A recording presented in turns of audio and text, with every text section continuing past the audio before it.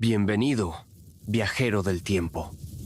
Esta noche, en la calma de tus pensamientos, te invito a cerrar los ojos y acompañarme a una época donde las velas parpadeaban con un resplandor incierto, donde los pasos resonaban sobre los pisos de mármol y madera como un presagio, y donde las decisiones de unos pocos hombres y una sola mirada intensa arrastraban consigo el destino de un imperio entero. Esta es la historia de una Rusia que se deslizaba, sin saberlo o sin quererlo, hacia el abismo. Una tierra vasta y majestuosa, donde la belleza del invierno podía ocultar los murmullos de una corte enferma, de una sociedad que ya no dormía tranquila. Y en el centro de todo, como un susurro persistente, una figura, Grigori Yefimovich Rasputin. Sanador, monje, demonio, mártir, o tal vez simplemente el espejo en el que Rusia ya no quiso verse reflejada. Pero antes de hablar de sus ojos penetrantes o de sus profecías inquietantes, antes de escuchar los rumores que lo acusaban de brujería o las súplicas que le dirigía la zarina, vamos a hundirnos en la nieve de la vida cotidiana. Porque para comprender el final de los Romanov, primero hay que caminar entre aquellos que nunca fueron escuchados. Los campesinos, los sirvientes, los soldados congelados en la frontera y las madres que dormían junto a hornos de piedra, esperando que el hambre no las despertara demasiado temprano. Esta no es una historia de héroes ni de villanos. Es una historia de lentas catástrofes, de pasillos largos, de cartas escritas con tinta temblorosa. Y de un imperio que prefirió no despertar, incluso cuando ya era demasiado tarde. Acomódate, respira hondo, deja que el peso de los siglos te arrope. Porque esta noche, en Testigo del Tiempo, viajaremos al corazón de una profecía. Imagina que despiertas antes de que la primera luz cruce el cielo, en un rincón remoto de la Rusia imperial. El silencio es espeso, apenas interrumpido por el crujido de la madera que se retrae con el frío. Abres los ojos dentro de una isba, esa cabaña campesina de troncos alineados, sin más lujo que el calor que logran conservar. Y lo primero que notas es el olor a humo, a lana mojada, a la leña que anoche apenas ardió lo suficiente. Te incorporas. No hay camas suaves, sino un banco de madera junto al horno de piedra, que ha sido tu lecho y el de muchos. Tu madre, sin palabras, ya está de pie. Lleva un pañuelo oscuro en la cabeza, y sus manos agrietadas comienzan a atizar el fuego que dormita bajo las cenizas. El horno, el pechka, es el corazón de esta vida. Calienta, cocina, y a veces también sana. No hay agua corriente. No hay ventanas que dejen entrar la calidez. El cristal es un lujo que no conoces. Solo una rendija cubierta con piel de animal tensa y helada. Salir significa caminar descalzo sobre el suelo de tierra batida, buscar el pozo, romper el hielo con una barra de hierro y acarrear el agua que servirá para todo el día. Tu estómago gruñe. En la mesa, un cuenco de kasha frío espera desde anoche. No hay mantequilla, tal vez una pizca de sal, si quedó algo del mes anterior. A veces se mezcla con leche agria o con caldo ralo hecho con huesos. A eso le llamas desayuno. Si hay suerte, hoy también será la cena. Te vistes en silencio, porque el hablar se ha vuelto un lujo que agota. Te cubres con lo que hay: camisas de lino remendadas, pantalones con más costuras que tela original, un abrigo de piel de oveja que huele a tierra y a humo. Las botas, si las tienes, son de fieltro endurecido. Muchos caminan envueltos en trapos. Tus manos, aunque jóvenes, ya están encallecidas. Hoy toca partir leña, reparar una cerca o llevar el estiércol al campo helado. El trabajo nunca espera. El año tiene estaciones, sí, pero todas son duras. El invierno mata, la primavera inunda, el verano agota y el otoño engaña. Los hombres salen al campo, arrastran herramientas oxidadas, cargan sacos, clavan postes. Las mujeres no descansan. Cargan agua, cuidan niños, amasan pan cuando hay harina, lavan ropa en el río. No hay horarios, no hay domingos. Solo hay tiempo antes y después del anochecer. Pero en medio de esa rutina sin tregua, hay momentos que se repiten con ritual sagrado. El encendido del horno, el rezo frente al icono, el suspiro cuando un niño se duerme, el primer sorbo de té. Si alguien ha logrado conseguir hojas negras, tal vez como pago por un favor o una costura. Y así, sin que lo notes, ya ha comenzado un nuevo día. Nacer en la vasta Rusia rural de finales del siglo XIX no era sinónimo de recibir la bienvenida al mundo, sino de ser lanzado sin aviso a un camino estrecho, empedrado de frío, hambre y deber prematuro. La infancia, tal como hoy la concebimos, era un privilegio remoto, casi imaginario. Lo que había, en su lugar, era una etapa fugaz en la que los cuerpos aún pequeños eran entrenados, más que criados, para resistir lo que venía después. Desde los primeros años, los niños aprendían a estar en silencio. No por timidez, sino por necesidad. En las isbas campesinas, donde a menudo vivían entre 8 y 15 personas bajo un mismo techo de madera ennegrecida por el humo, el ruido era una forma de agotamiento. Las voces eran tenues, las órdenes cortas, los susurros parte del mobiliario. Se hablaba poco y se escuchaba más. El niño que lloraba sin motivo era acallado con una mirada, o con el solo sonido de una cuchara golpeando contra el borde de un cuenco. Al amanecer, cuando los adultos se ponían en pie para atender sus labores, los niños no quedaban atrás. Si eras varón, pronto te colocaban en manos de tu padre o de algún vecino para aprender a pastorear ovejas, a reparar cercas, a manejar el hacha con torpeza al principio y con habilidad cada vez mayor. El bosque era una presencia constante, a veces temida, a veces necesaria. Allí se recogía leña, se buscaban hongos comestibles, se atrapaban animales pequeños, pero también se perdían niños. Nadie hablaba mucho de eso. Solo se encendía una vela extra frente al icono. Si eras niña, tu mundo giraba en torno al calor del horno y al frío del umbral. Aprendías a amasar pan con harina prestada, a bordar camisas con hilo torcido, a cambiar pañales hechos de trapos ásperos. Una muñeca podía ser un palo envuelto en tela.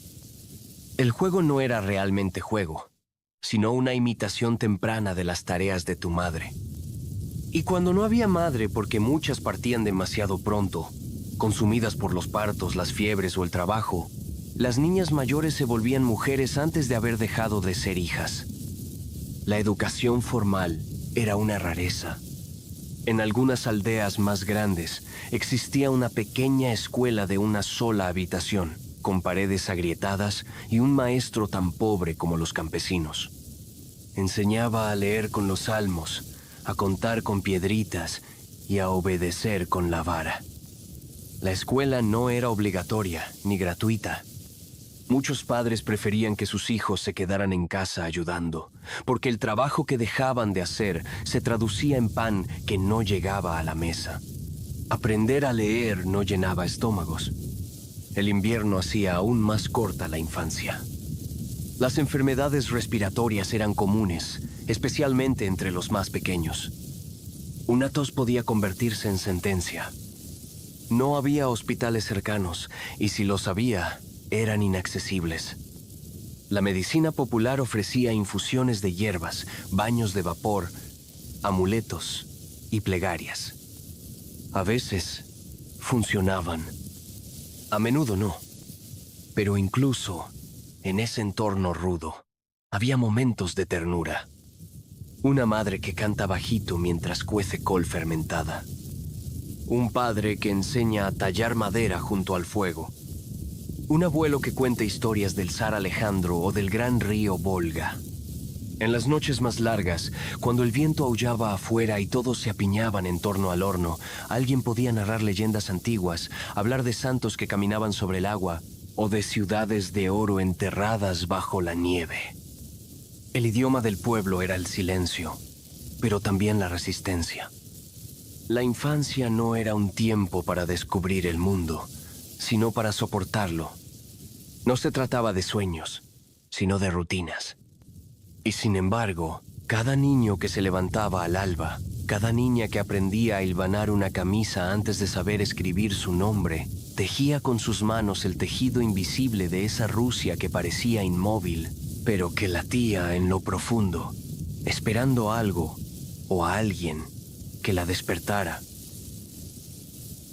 Aunque la vasta mayoría de la población rusa en aquella época seguía viviendo en el campo, millones comenzaban a ser atraídos hacia un nuevo tipo de infierno.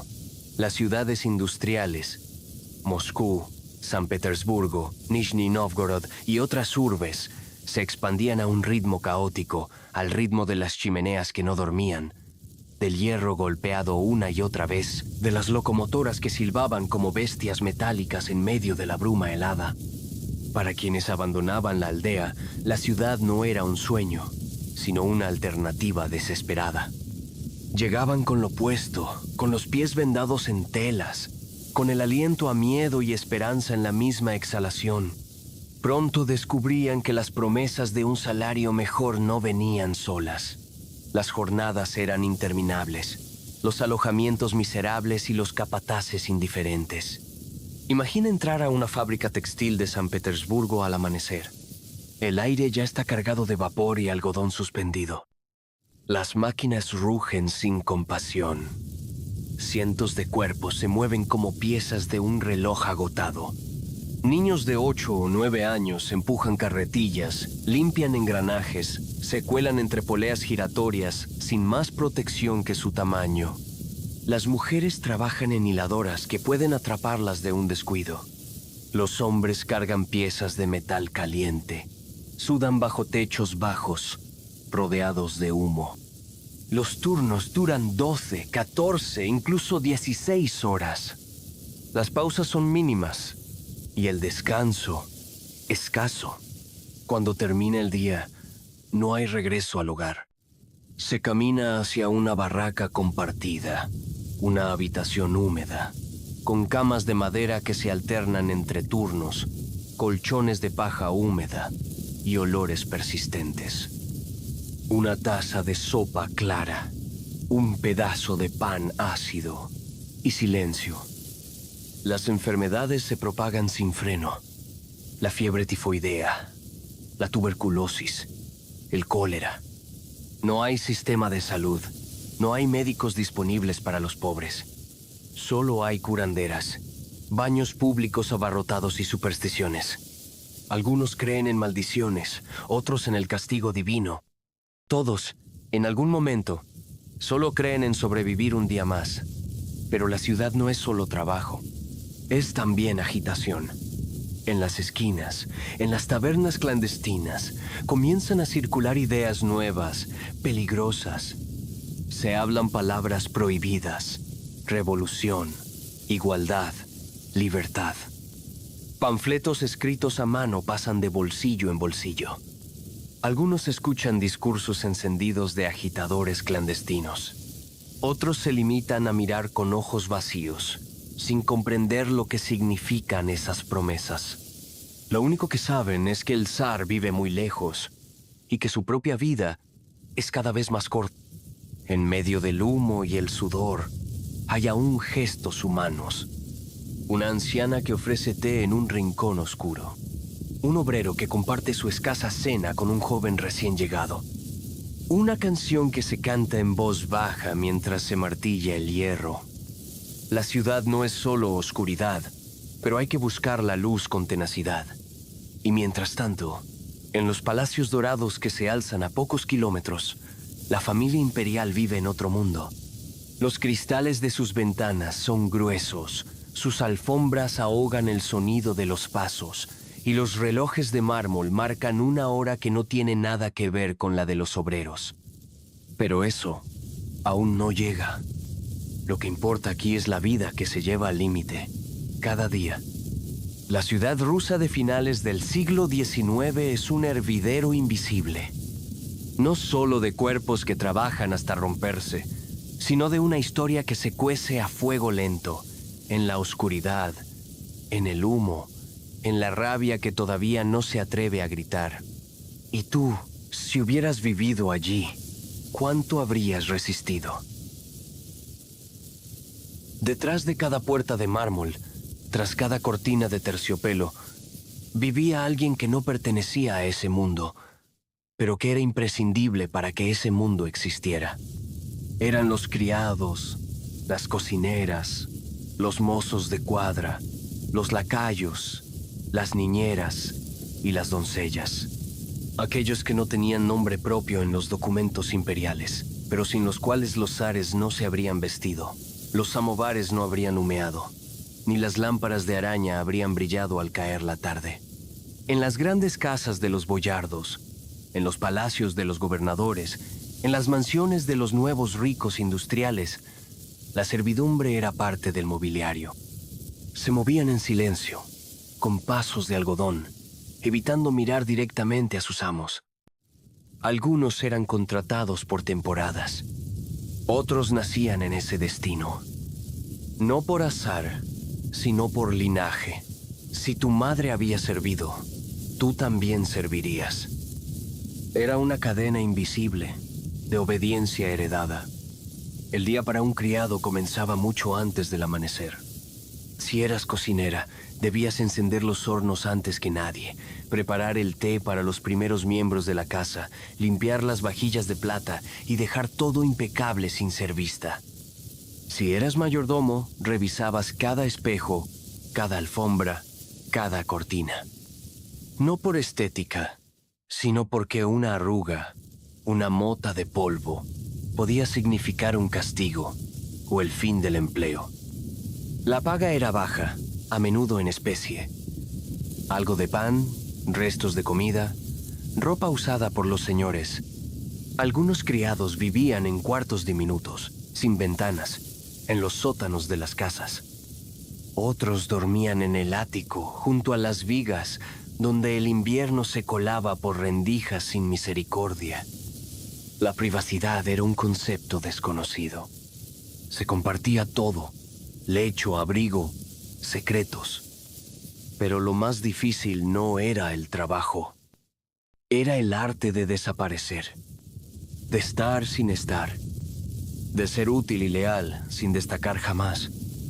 Había que anticiparse a los deseos de los señores, pero sin mostrarse entrometido. Había que conocer las rutinas de la casa mejor que sus propios dueños, pero sin que eso se notara. El criado ideal era una sombra eficaz, una presencia sin rostro. Y sin embargo, estos hombres y mujeres tenían una vida interior rica, intensa. Creencias, anhelos, resentimientos, a veces esperanzas. Muchos llevaban pequeños amuletos colgados al cuello, hilos rojos, cruces ortodoxas, retazos de tela bendecida en alguna peregrinación. Las supersticiones eran parte del día a día. Había quienes escupían al suelo al oír ciertos nombres, quienes evitaban ciertas esquinas de la casa, quienes hablaban de apariciones en los corredores, de voces que susurraban por las noches. En medio de esa dualidad, la riqueza que veían de cerca pero nunca tocarían, y la pobreza que arrastraban como un segundo apellido, los criados vivían atrapados. Algunos lograban ahorrar y enviaban dinero al campo. Otros eran explotados, golpeados, ignorados. Y unos pocos, muy pocos, conseguían ganarse la confianza de sus patrones hasta formar parte, simbólicamente, de la familia. En San Petersburgo, por ejemplo, las casas más elegantes contrataban institutrices extranjeras, francesas o alemanas, que enseñaban a los niños aristócratas cómo comportarse en sociedad. Pero la nodriza, la que daba el pecho, la que cantaba canciones de cuna rusas y curaba con remedios del bosque, era siempre una mujer del pueblo, con el rostro curtido y la mirada sabia. Criaban hijos ajenos como si fueran suyos, y luego los veían partir, convertidos en nobles indiferentes. La servidumbre no tenía voz en la historia oficial. No aparecen en los retratos. No están en los libros escolares. Pero eran ellos quienes abrían las puertas, quienes escuchaban conversaciones privadas, quienes sabían cuándo lloraba la señora o cuándo el joven heredero volvía ebrio de un burdel. Conocían los secretos de la casa, pero también sabían guardarlos. Y aún así, eran los más vulnerables. Bastaba una acusación, un rumor, una queja del patrón para perderlo todo. No tenían contratos ni protección legal. Su destino dependía del humor de aquellos a quienes servían. Y si algo se perdía, si algo se rompía, si una orden no era cumplida al instante, el castigo podía ser inmediato, aunque nunca se hablara de ello en voz alta. El imperio estaba sostenido, en parte, por estas manos calladas. Y, sin embargo, nadie las veía. Rusia, a finales del siglo XIX, seguía arrastrando una herida invisible pero latente. La abolición de la servidumbre, decretada oficialmente en 1861, no había traído libertad plena, sino un nuevo tipo de miseria más silenciosa y confusa. Para millones de campesinos, el fin del vasallaje no significó otra cosa que cambiar de nombre en los registros, sin cambiar de hambre en la mesa. Imagina que eres uno de ellos. Un mujik recién liberado. Tienes derecho, sí, a comprar la tierra que antes trabajabas como siervo, pero debes pagarla. Y no tienes con qué. Las parcelas asignadas son pequeñas, de calidad dudosa, muchas veces alejadas de las fuentes de agua o de los caminos de comercio. Encima, los pagos se extienden por décadas y la deuda no solo se hereda, crece. Te levantas cada día sabiendo que todo lo que hagas en el campo, cada semilla que plantes, cada surco que caves, cada saco que coseches, servirá, primero, para pagar al Estado. Lo que quede, si es que queda algo, será para tu familia. Y si el año es malo, si la lluvia no llega, si el invierno se adelanta, simplemente no habrá nada. El hambre no es un acontecimiento en Rusia. Es una estación más del año. Llega puntual, como la escarcha, como el deshielo. Se anuncia en el rostro de los niños que dejan de crecer, en la mirada de las madres que aprenden a contar cuántas cucharadas faltan antes de que se acabe la olla, en los gestos lentos de los ancianos que dejan de comer para que los demás puedan hacerlo. Durante las grandes hambrunas como la que golpeó el país entre 1891 y 1892, los relatos eran escalofriantes, aunque se contaban en susurros. Aldeas enteras sin trigo, familias que cocían cortezas de árbol, que molían huesos para hacer una pasta amarga. Los perros desaparecían primero, luego los cuervos, y después simplemente el silencio. El Estado tardaba en reaccionar, y cuando lo hacía, era con lentitud burocrática y medidas insuficientes. Los nobles locales organizaban colectas de caridad. Algunos lo hacían de corazón, otros por apariencia. Pero nadie podía alimentar a millones con discursos o con rezos. En medio de esa precariedad constante, la religión jugaba un papel ambiguo. Para muchos campesinos, la fe ortodoxa era el único consuelo verdadero. Los iconos eran acariciados con los dedos temblorosos, se encendían velas incluso sin aceite, se repetían oraciones como cantos de resistencia. Pero también se extendían las creencias paralelas, santos populares, vírgenes que lloraban sangre, profetas anónimos que aseguraban recibir mensajes de Dios. En tiempos oscuros, cualquier luz se volvía válida. A menudo surgían peregrinaciones espontáneas. campesinos que caminaban cientos de kilómetros para visitar monasterios, santos hombres, curanderos o ermitaños. Algunos buscaban cura para un hijo enfermo. Otros, una señal de que su sufrimiento no era en vano. En esos viajes, muchos escuchaban por primera vez rumores sobre un hombre del norte, con barba espesa y ojos hipnóticos, que decía sanar con las manos. Un tal Rasputín, que aún no era famoso, pero ya comenzaba a hacer nombre en boca de los desesperados. Los mujiks no eran ignorantes, aunque sí eran ignorados. Sabían leer el cielo, la tierra, las estaciones. Sabían que el pan tenía su precio y que el zar estaba lejos. Sabían que su vida era breve, pero su muerte, a veces incluso más lenta. Y aún así, seguían caminando. Segaban, sembraban, rezaban. En los días festivos, bailaban en corro, se embriagaban con vodka barato, se reían con los dientes negros. Porque incluso en la pobreza más extrema, la humanidad resiste.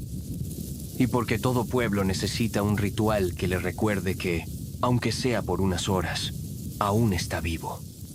Este era el pueblo que sustentaba al imperio, el que llenaba los mercados, las iglesias, los ejércitos, y también el que comenzaba a mirar con recelo a sus amos, a sus curas, a sus íconos, el que aún no se atrevía a soñar con revolución, pero que había dejado de creer que las cosas mejorarían solas.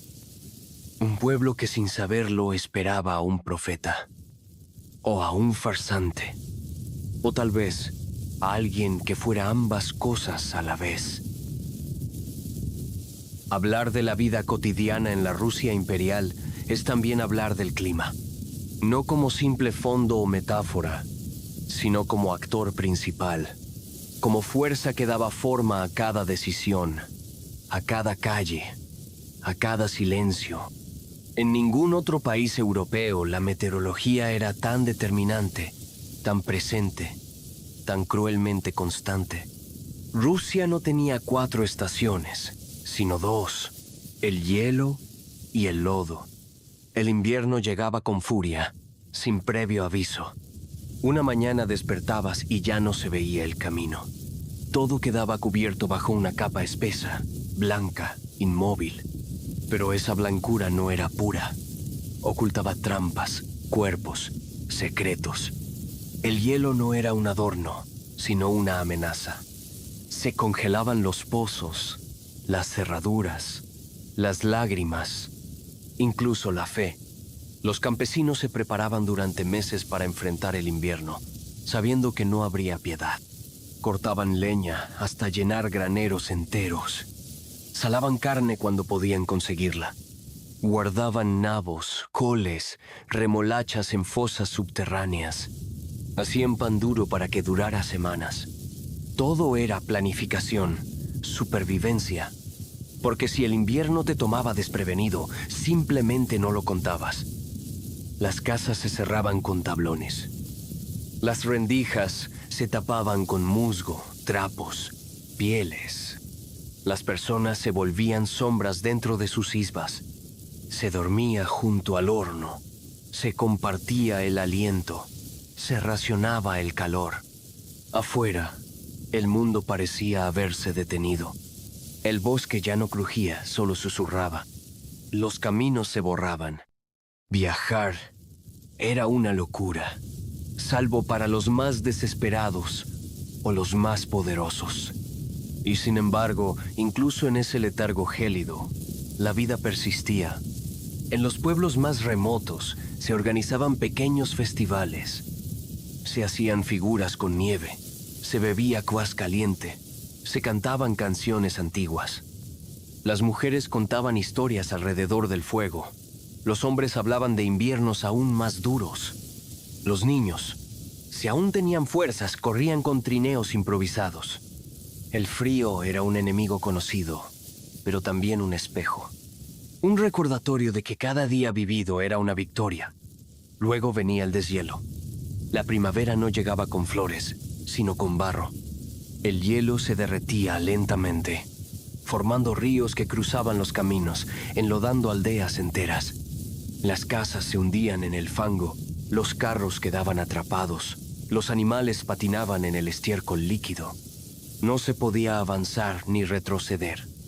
Era una espera inmóvil, una especie de purgatorio húmedo. Y con el barro llegaban las enfermedades. El agua estancada traía fiebre, infecciones, llagas. El cuerpo, ya débil tras meses de encierro y escasez, no resistía. Pero no había opción. Había que sembrar. En cuanto la tierra lo permitía, salían al campo con los pies aún hundidos en charcos, a arar, a plantar, a rogar por una cosecha que con suerte apenas alcanzaría para sobrevivir. Los que vivían en ciudades no escapaban de este ciclo. En San Petersburgo, las calles de adoquines desaparecían bajo la nieve y luego bajo un mar de lodo maloliente. Los canales se congelaban y luego se abrían con un estruendo que parecía anunciar el fin del mundo. Los barrios obreros se convertían en trampas de hielo y luego en charcas de basura. En las fábricas, los turnos no cambiaban, pero los cuerpos sí. Cada invierno dejaba su marca en pulmones, espaldas, dedos congelados. Y mientras tanto, en el interior del palacio de invierno, los suelos de mármol eran lustrados con paños de terciopelo. El clima se mantenía a una temperatura constante, gracias al trabajo invisible de decenas de criados que avivaban fuegos sin fin. Los vestidos de las damas cambiaban con las estaciones, pero sus cuerpos no temblaban. El frío estaba afuera, allá lejos, en otra Rusia. El clima no solo daba forma al cuerpo de la nación, sino a su alma. Una tierra que debía resistir para existir, que no conocía tregua ni en la geografía, ni en el alma, que, año tras año, moldeaba a su gente, como el viento moldea a los árboles, torcidos, resistentes, duros y en silencio. Y es en ese clima de resignación helada, de barro eterno, de vidas endurecidas como cortezas, donde comienza a resonar un rumor. Al principio, es apenas un nombre, dicho entre dientes, en una taberna, en un hospital de pueblo, en un pasillo del monasterio. Un nombre extraño que suena a bosque, a oscuridad, a misticismo. Alguien que cura, dicen. Alguien que ve cosas. Alguien que habla con Dios. Rasputín. Pero eso es otra historia. Grigori Yefimovich Rasputín nació como cualquier otro campesino más de Siberia.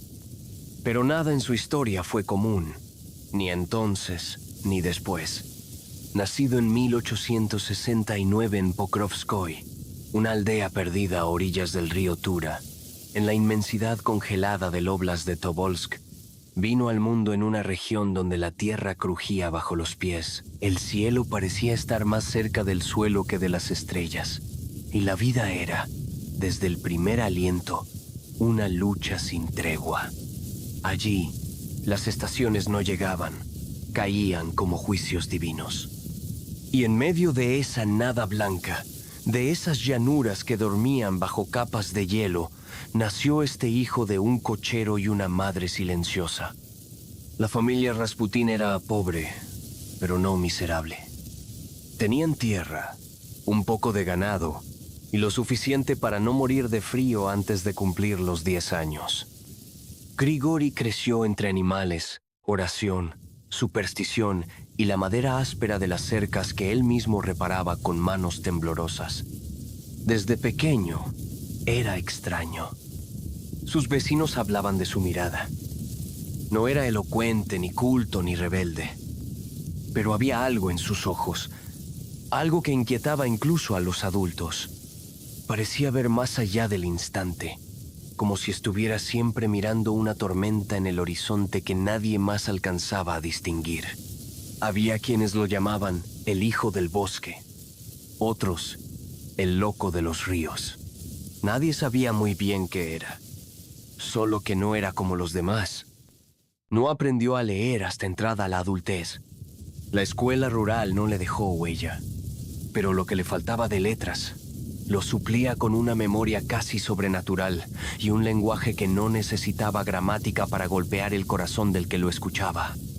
Era un narrador nato, uno de esos que parecen hablar desde un lugar más profundo que la garganta.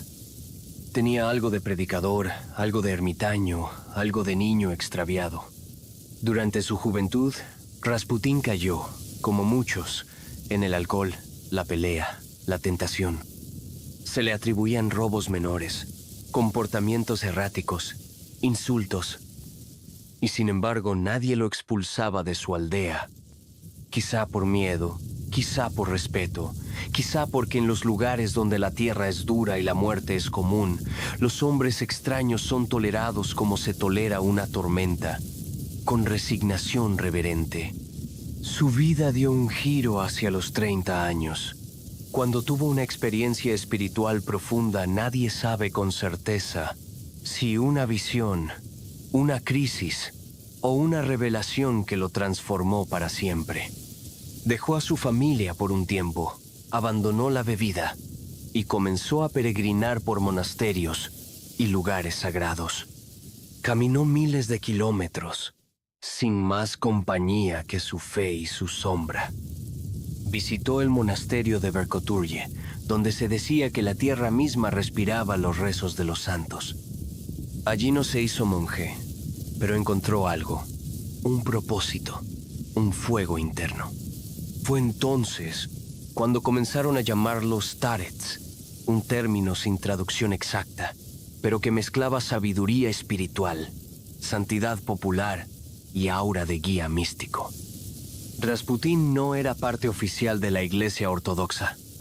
Nunca tomó los votos, nunca estudió teología, pero hablaba con la Biblia abierta en las manos y con una convicción tan poderosa que hacía temblar a quienes lo escuchaban. Y así, sin títulos, sin permiso, sin planes, empezó a atraer gente. Primero, en aldeas cercanas, luego en ciudades más grandes. Iban a él buscando curación, consejo, perdón. Algunos aseguraban que solo con tocar su mano desaparecía el dolor. Otros, que sus ojos podían revelar secretos que ni ellos mismos sabían. Su fama viajó más rápido que los trenes. Los rumores llegaban a nobles, comerciantes, incluso a los pasillos de iglesias y tribunales. ¿Quién era ese hombre de mirada feroz y voz suave que hablaba como profeta y vestía como campesino? ¿Era un iluminado o un impostor? La respuesta aún no estaba clara, pero su viaje recién comenzaba. Un viaje que lo llevaría desde las tierras heladas de su infancia hasta el mismo corazón del Imperio ruso. Y mientras el zar se paseaba por los jardines del Palacio de Invierno sin saber lo que se avecinaba, una sombra avanzaba desde el este, trayendo consigo un nombre que pronto sería sinónimo de poder, de escándalo y de profecía. Grigory Rasputin. Rasputín, el hombre de los caminos polvorientos y las oraciones susurradas en dialecto siberiano, llegó a San Petersburgo como una anomalía. No lo trajo la ambición, ni un plan deliberado. Fue llevado, casi arrastrado por la fuerza invisible de los rumores, por el boca a boca que cruza distancias cuando la esperanza es más poderosa que la razón. Era el año 1905. Rusia sangraba. La guerra con Japón había sido un desastre. Las protestas populares se multiplicaban, y la autoridad del zar comenzaba a resquebrajarse como hielo mal pisado. Las calles estaban llenas de obreros en huelga, de soldados desmoralizados, de familias que enterraban a sus hijos con más preguntas que respuestas. El palacio, mientras tanto, parecía un teatro con los telones aún cerrados. Adentro, todo seguía igual. Afuera, el mundo se resquebrajaba. Y es en medio de ese caos donde el nombre de Rasputín llega a oídos de alguien muy particular, la zarina Alexandra Fyodorovna. Ella no era rusa de nacimiento, sino alemana. Nacida como princesa Alix de Hesse, había sido una joven melancólica, profundamente religiosa, educada entre jardines de invierno y retratos en sepia. Su matrimonio con el zar Nicolás II fue un acto de amor sincero, pero también una maldición silenciosa. Desde el principio, Alexandra fue vista como extranjera, como fría, como distante. Nunca logró ganarse del todo al pueblo ruso. Pero lo que más la desgarraba no era la política, era la maternidad. Después de 4 hijas, finalmente había dado a luz al tan esperado heredero, Alexei. Pero el niño, hermoso y sonriente, había nacido con una fragilidad imposible, hemofilia, una enfermedad que transformaba cualquier herida en una amenaza mortal. Un simple golpe podía ser el comienzo de la agonía. Y en los salones dorados del palacio, donde todo parecía eterno, la muerte se había instalado sin anunciarse. Alexandra rezaba, consultaba médicos, buscaba remedios en la corte y fuera de ella. Nada funcionaba. La desesperación la convertía en una sombra de sí misma. Hasta que, un día, alguien mencionó el nombre de un místico siberiano, un campesino que curaba con las manos, que hablaba con Dios, que no pedía oro ni favores, solo fe. Y así, sin que nadie pudiera preverlo, Rasputín fue llevado al palacio. Nadie sabe con certeza cómo fue ese primer encuentro. Lo que sí se sabe es que, en cuestión de horas, cambió todo. Alexei estaba en medio de una crisis. Dolorido, febril, al borde de la muerte. Rasputín entró en su habitación, se sentó junto a la cama, colocó sus manos sobre el cuerpo del niño y murmuró una oración. Era una escena casi bíblica, pero nadie la narró como milagro. Solo dijeron que, al día siguiente, Alexei mejoró. Alexandra, devastada, encontró en Rasputín no solo a un sanador, sino a un salvador. Su confianza fue inmediata, profunda, absoluta. Lo consideraba un enviado. Lo llamaba nuestro amigo, el hombre de Dios. A partir de entonces, Rasputín tuvo acceso libre a los pasillos del poder. La corte se estremeció. Un campesino analfabeto caminando entre príncipes, hablando con la zarina, recibiendo audiencias privadas. Era, para muchos, una blasfemia social. Pero Alexandra no escuchaba. No podía permitirse dudar. Cada vez que Alexei sufría, Rasputín lo calmaba. Y para una madre, eso bastaba. El zar Nicolás II, hombre reservado y profundamente indeciso, aceptó la presencia de Rasputín con una mezcla de resignación y gratitud. No entendía del todo lo que ocurría, pero veía a su esposa más tranquila, a su hijo menos enfermo. Eso era suficiente. Poco a poco, Rasputín dejó de ser una curiosidad para convertirse en una figura incómoda. Algunos nobles lo consideraban un impostor. Otros, un manipulador. Los más supersticiosos hablaban de brujería, pero nadie podía negar su influencia. Y él lo sabía. Sin cargos oficiales, sin títulos nobiliarios, sin fortuna ni ejército, Rasputín caminaba por los salones del poder con una seguridad desconcertante. Su barba espesa, su túnica negra, sus gestos lentos. Hablaba poco, miraba mucho, escuchaba más. Sabía cuándo callar y cuándo hablar. Y cada palabra suya, especialmente para la zarina, era un eco sagrado. Lo que nadie comprendía aún era que Rasputín no buscaba dominar al imperio. No, su objetivo era más sutil, más orgánico. Él se convertía en imprescindible no por fuerza, sino por presencia, por la forma en que miraba, por lo que hacía sentir. Y así, el campesino de Pokrovskoye se volvió parte de la familia imperial. No como un ministro, ni como un asesor oficial, sino como algo más peligroso, una necesidad emocional, un vacío que solo él parecía poder llenar. El acceso de Rasputín a la familia imperial no fue una simple anécdota. Fue una herida abierta en el tejido invisible de la aristocracia rusa. Para la nobleza cortesana, que había pasado generaciones aprendiendo los códigos del protocolo, el lenguaje de abanicos, las inclinaciones de cabeza precisas, ver a un campesino sin linaje ni educación circular por los pasillos del palacio, era una afrenta directa al orden natural de las cosas. Las miradas se volvían cuchillos. Se susurraban bromas, se inventaban rumores.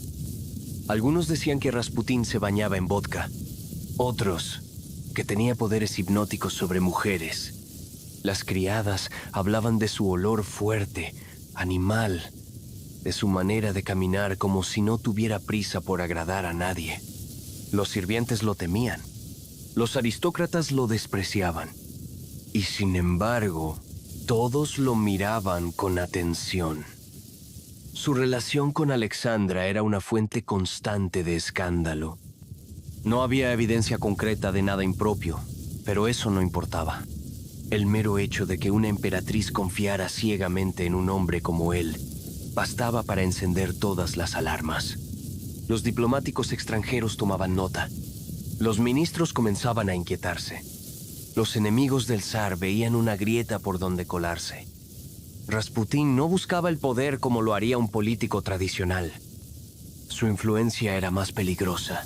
Se filtraba en las emociones, en las decisiones privadas que luego tenían consecuencias públicas. Aconsejaba a la zarina sobre personas que debían ser promovidas o destituidas. Opinaba sobre ministros, generales, sacerdotes, y sus opiniones, para Alexandra, eran palabra sagrada. Pero su creciente poder no pasaba desapercibido.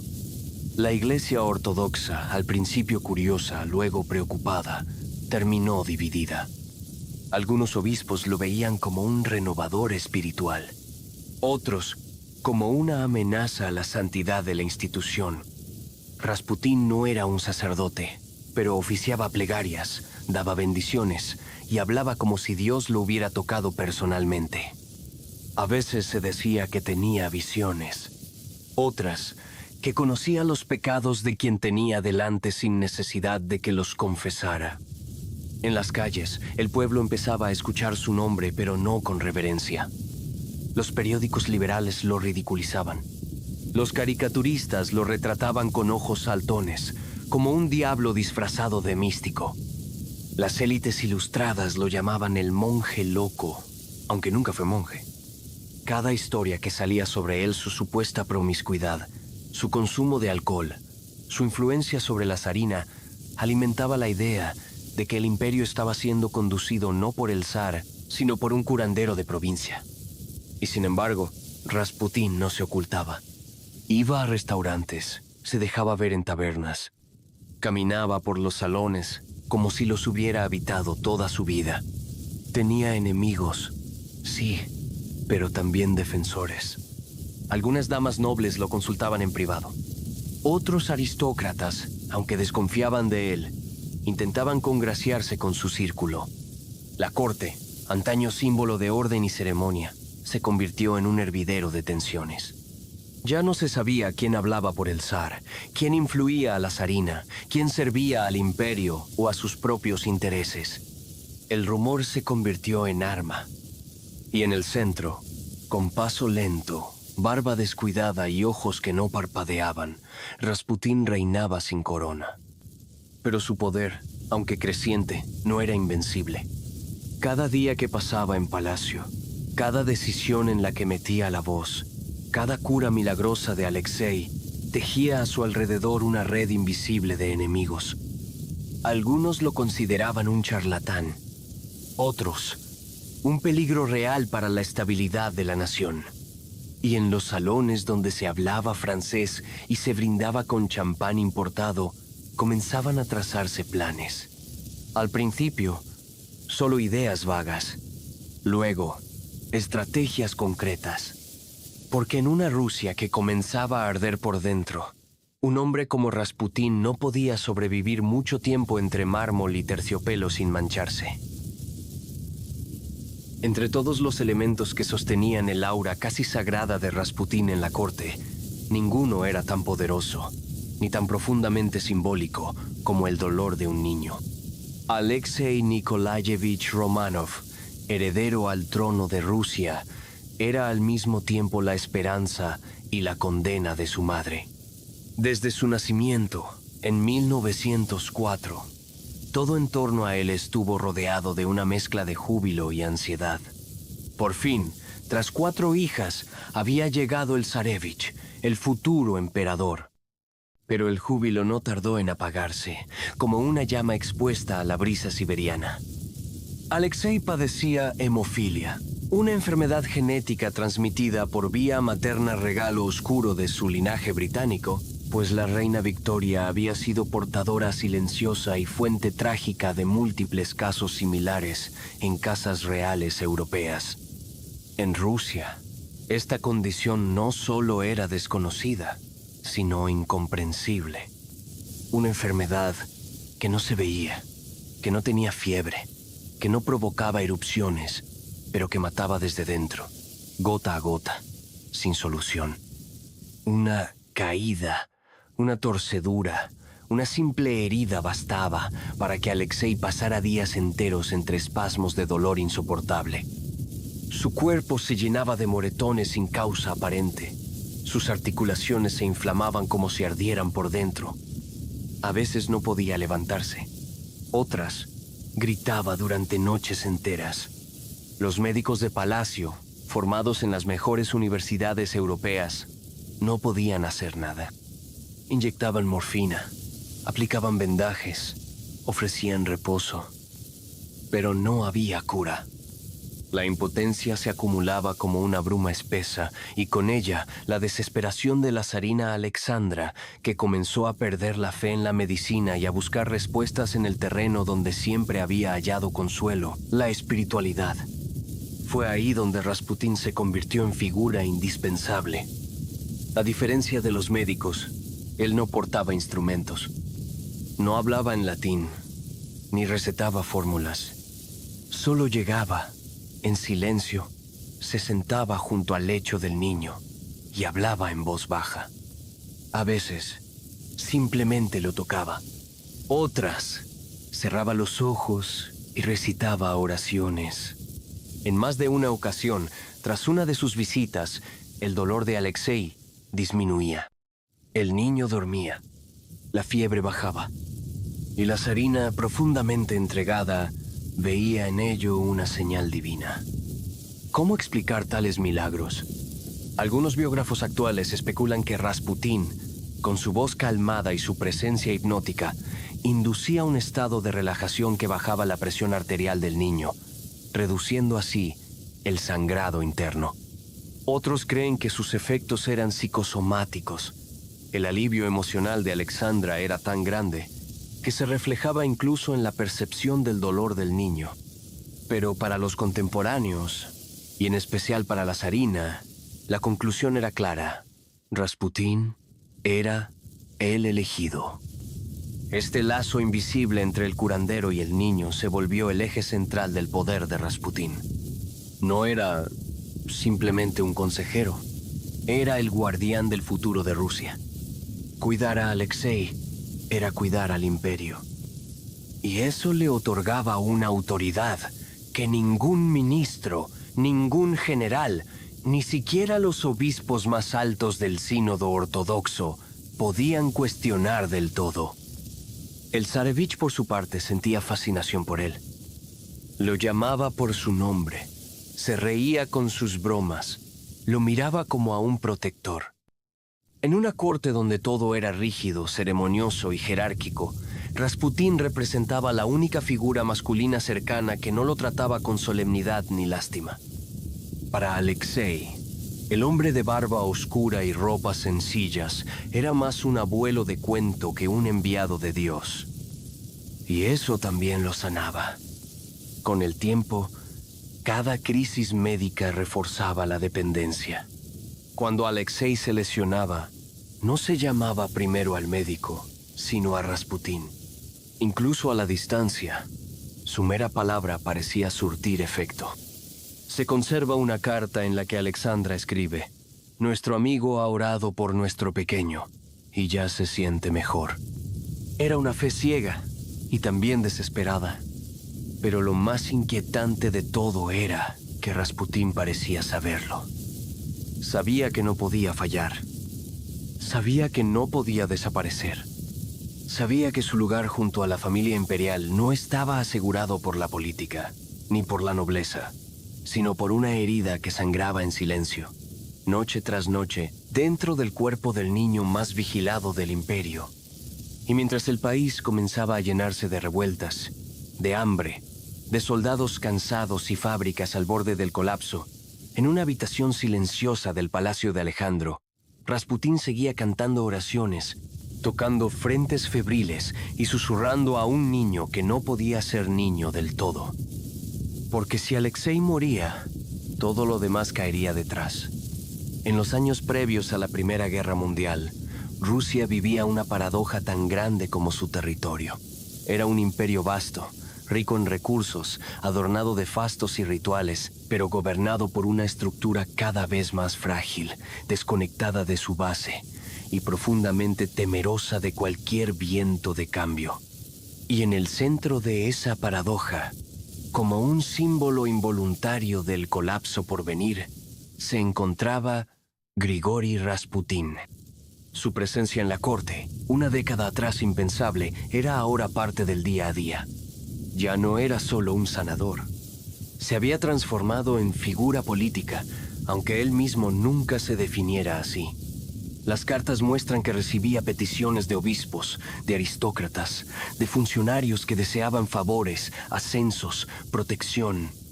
Lo buscaban porque sabían que su palabra, directa o indirectamente, influía en la zarina. Y ella influía, cada vez más, en todo lo demás. Rasputín no tenía despacho oficial. Su oficina era cualquier salón donde lo invitaran a tomar té, cualquier banco de iglesia donde se detuviera a rezar, cualquier mesa en la que se sentara a conversar. Y sin embargo, su capacidad de mover hilos era real. Ministros eran destituidos tras una carta suya. Gobernadores eran nombrados tras su aprobación tácita. Sacerdotes eran ascendidos o condenados según su favor. Esta red de poder informal generó algo aún más peligroso que el desprecio. Generó miedo. Los nobles temían que una mala palabra dicha en presencia de Rasputín se tradujera en su ruina. Los generales desconfiaban de sus opiniones. Los diplomáticos lo evitaban. Nadie se atrevía a desafiarlo abiertamente. Y sin embargo, en voz baja, todos hablaban de él. Los rumores crecían como moho bajo las alfombras del Palacio de Invierno. Se decía que Rasputín mantenía una vida doble, que organizaba orgías, que tenía un harén secreto, que cobraba sobornos. Algunos afirmaban que pertenecía a una secta secreta, los Jolalistí, conocidos por sus ritos de éxtasis espiritual y autoflagelación. Otros sostenían que era simplemente un alcohólico con buena labia. Lo cierto es que Rasputín no hacía mucho para callar esas voces. Al contrario, bebía en público, se reía en tabernas, aparecía en fotografías con mujeres de la alta sociedad. A veces se ausentaba por semanas, sin dar explicaciones. Y sin embargo siempre regresaba. Y siempre era recibido. Para la opinión pública, cada día se volvía más evidente que el verdadero poder ya no estaba en manos del zar, ni siquiera de su gabinete, sino de un oscuro personaje que no respondía ante nadie y que parecía tener al imperio bajo un embrujo. Los caricaturistas se ensañaron. Lo dibujaban como un pulpo gigante, con tentáculos que abarcaban desde el trono hasta las iglesias. Lo mostraban como un brujo, un titiritero, un corruptor. Incluso algunos panfletos clandestinos lo presentaban como un símbolo del anticristo. Las imágenes se repetían en cada rincón de San Petersburgo, en cada café, en cada conversación entre damas, entre oficiales, entre sirvientes. Pero la familia imperial no reaccionaba. Alexandra se aferraba a él con más fuerza que nunca. Nicolás, aunque dudaba, lo toleraba. La idea de alejarlo parecía una traición, no solo personal, sino mística. ¿Y si al expulsarlo, el niño volvía a sufrir? ¿Y si se perdía la protección divina? Esta dinámica generó una grieta insalvable entre la corte y el pueblo, entre el trono y la nación. La gente ya no entendía a sus gobernantes, y peor aún, comenzó a odiarlos. No por sus decisiones políticas, sino por lo que Rasputín simbolizaba: un poder podrido, autista, encerrado en sí mismo. Así, Rasputín se convirtió, sin quererlo del todo, en la metáfora viva de un imperio que se negaba a despertar. Era el síntoma visible de una enfermedad invisible. Y cuando las tensiones internacionales escalaron y Europa se preparaba para una guerra sin precedentes, Rusia arrastraba un conflicto más profundo, el de una sociedad rota que ya no sabía en quién confiar. Y en el centro de esa tormenta silenciosa, Rasputín seguía rezando, tocando frentes, dando consejos y esperando. Porque incluso él, con todo su magnetismo, comenzaba a sentir que algo se avecinaba. Algo más oscuro que el invierno siberiano. Algo que ya no podría calmar con una oración. El año 1914 marcó un punto sin retorno. Con el estallido de la Primera Guerra Mundial, Rusia entró no solo en un conflicto militar, sino en una espiral emocional que arrastraría consigo la última ilusión de estabilidad. Las calles se llenaron de proclamas patrióticas.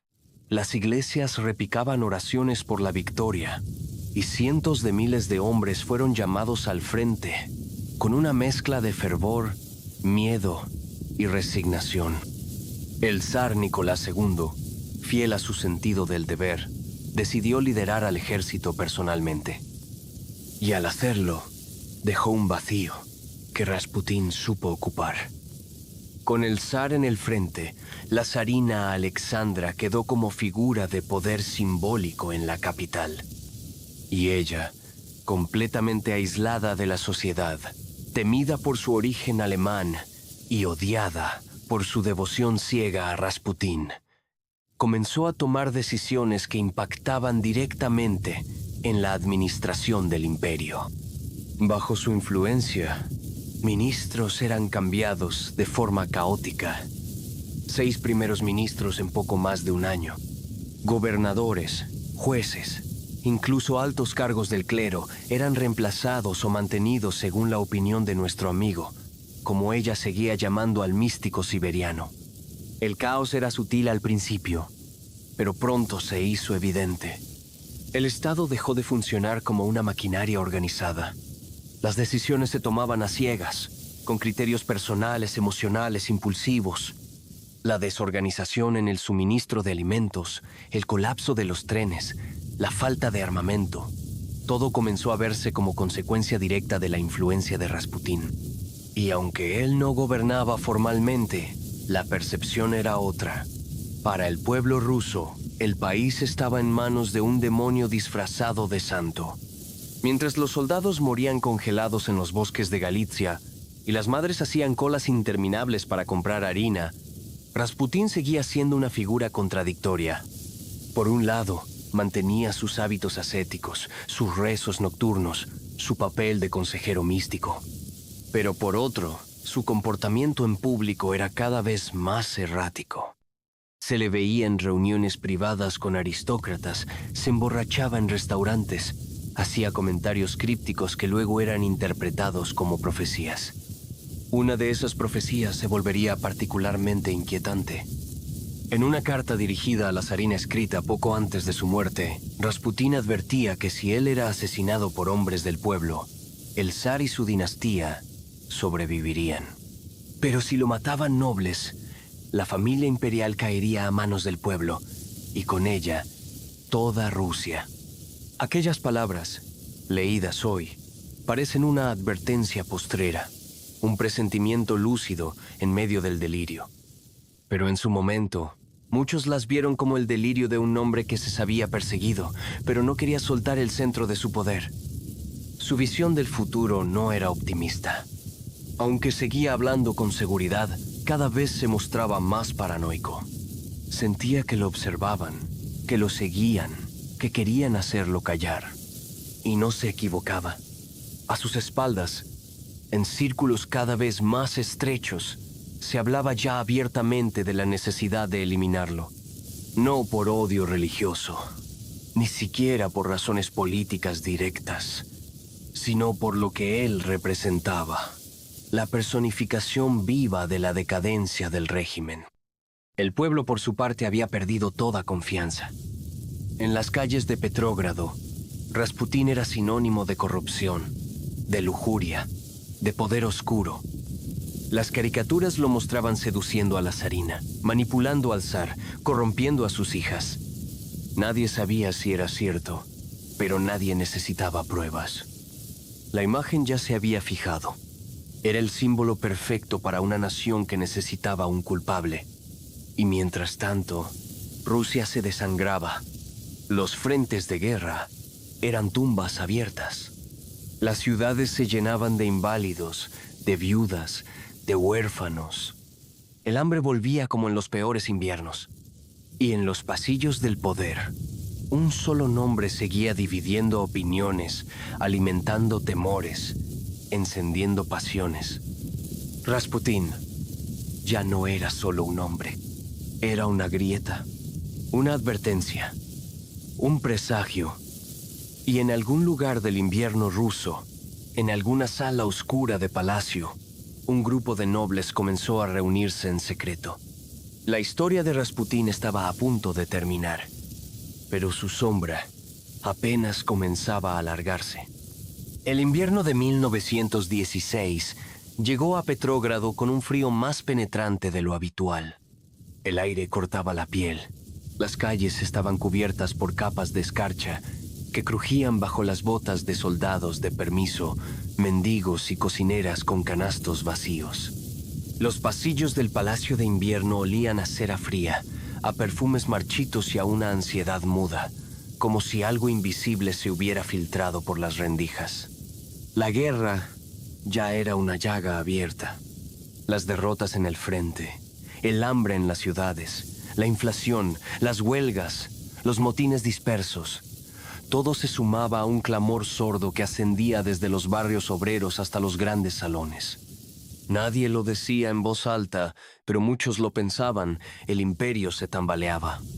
Y, en medio de todo, Rasputín seguía ahí. A veces recluido, otras visible. Más errático que nunca. Más influyente también. Fue entonces cuando un grupo de nobles, cansados de esperar que el zar actuara, convencidos de que el monje loco debía desaparecer para que Rusia pudiera salvarse, comenzó a tejer una conspiración. El joven príncipe Félix Yusupov, uno de los aristócratas más excéntricos y adinerados del imperio, tomó la delantera. Lo acompañaban el gran duque Dmitri Pavlovich, pariente cercano del zar, y otros hombres convencidos de que Rasputín era una amenaza no solo para el Estado, sino para el alma de Rusia. El plan fue tan teatral como siniestro. La noche del 16 de diciembre de 1916 calendario juliano, 29 de diciembre en el gregoriano, Rasputín fue invitado al palacio de Yusupov con la excusa de conocer a la esposa de este, la bella Irina. Se le ofreció vino, pasteles. Todos, decían, envenenados con cianuro. Pero Rasputín no moría. Bebió, comió, esperaron. Nada ocurrió. Confundidos, nerviosos, decidieron actuar. Yusupov bajó al sótano, tomó una pistola y disparó. Rasputín cayó al suelo, inerte. Lo creyeron muerto. Lo dejaron allí. Pero minutos después, cuando Yusupov bajó a revisar el cuerpo, el monje abrió los ojos. Se levantó. Salió corriendo al patio, tambaleante, cubierto de sangre. Entonces le dispararon otra vez. Y otra. Finalmente, lo golpearon, lo ataron, lo envolvieron en una alfombra y lo arrojaron al río Nevá helado. El cuerpo fue hallado días después. El informe médico oficial hablaba de heridas de bala, signos de lucha. Algunos rumores, alimentados por el miedo popular, aseguraban que la causa real de muerte había sido el ahogamiento, que Rasputín, incluso herido, seguía con vida cuando tocó el agua negra. La noticia de su muerte se extendió como un relámpago. Para muchos, fue un alivio. Para otros, un crimen innecesario. Alexandra quedó devastada. Nicolás, ausente en el frente, recibió la noticia con ambigüedad. El pueblo, dividido, solo supo que uno de los símbolos más oscuros del régimen había sido silenciado. Pero lo más inquietante estaba por llegar. Semanas antes de morir, Rasputín había escrito una carta dirigida al zar. En ella, con su caligrafía torpe y estilo profético, advertía: «Siento que partiré antes del 1 de enero. Si soy asesinado por campesinos, obreros o por hermanos rusos comunes, no temáis, el trono perdurará. Pero si muero a manos de nobles, vuestra sangre será derramada por el pueblo. Rusia caerá. Vosotros no sobreviviréis». Era una advertencia escrita con tinta temblorosa, pero con una certeza que hoy estremece. 2 meses después, en febrero de 1917, estalló la revolución. El zar abdicó. Su familia fue puesta bajo arresto. 1 año más tarde, en un sótano de Ekaterimburgo, los Romanov serían ejecutados por el nuevo régimen revolucionario. Rasputín no fue el culpable del colapso del imperio, pero fue, sin duda, su reflejo. Su vida, su ascenso, sus milagros y su muerte concentraron todo lo que la Rusia tardarrománova no supo enfrentar: el miedo a lo desconocido, la fragilidad del poder, el vacío de fe y la tensión irresuelta entre lo visible y lo invisible. Y en esa noche oscura junto al Nevá, cuando su cuerpo se hundió bajo el hielo, no murió solo un hombre, murió una era. Rusia, durante los siglos XIX y XX, no era solo una nación política, era también un continente espiritual. Una tierra vastísima donde convivían los dogmas oficiales de la Iglesia Ortodoxa con un universo paralelo de supersticiones, rezos heredados, ritos populares, amuletos caseros y visiones inexplicables. En este mundo flotante, donde lo divino y lo profano se tocaban sin pedir permiso, surgía naturalmente una figura como Rasputín. El campesino ruso no vivía separado de lo invisible. Al contrario, su vida estaba atravesada por ello. Se creía que los campos eran protegidos por espíritus antiguos, que los bosques podían atrapar el alma de un niño que entrara sin pedir permiso, que los muertos seguían presentes, no en el recuerdo, sino en los rincones de la casa.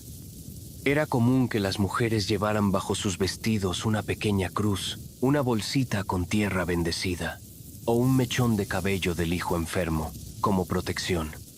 Y en cada isba, por humilde que fuera, había un rincón con iconos oscuros, iluminados por velas cuya llama parecía moverse con intención. La religión oficial ofrecía consuelo dominical, pero la espiritualidad profunda estaba en otra parte. Se transmitía en canciones, en silencios, en cuentos al borde del horno, entre cucharadas de sopa.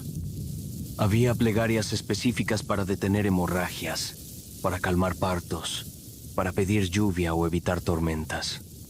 Algunas eran rezadas mirando hacia el este, otras hacia un pozo, otras solo al oído de quien sufría. Los curanderos, a menudo mujeres mayores, eran figuras centrales. Conocían hierbas, fórmulas, palabras secretas. Algunos hablaban de haber soñado con la solución. Otros decían que podían ver lo que los ojos comunes no alcanzaban. Se creía que ciertas personas nacían con don y no podía rehusarlo. Era tanto una bendición como una condena. Fue en este contexto cultural donde Rasputín encajó sin esfuerzo. Aunque a ojos de la aristocracia parecía una anomalía, para millones de campesinos no era extraño que un hombre pudiera sanar con las manos, o ver el futuro, o sentir el dolor de los demás como propio. Para ellos, Rasputín no era un escándalo, sino una prolongación natural de las creencias que ya habitaban sus días.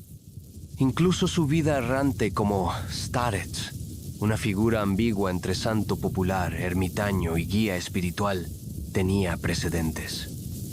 Durante siglos, hombres y mujeres habían abandonado sus casas para caminar sin rumbo, impulsados por visiones, por mandatos interiores, por una fe que necesitaba movimiento.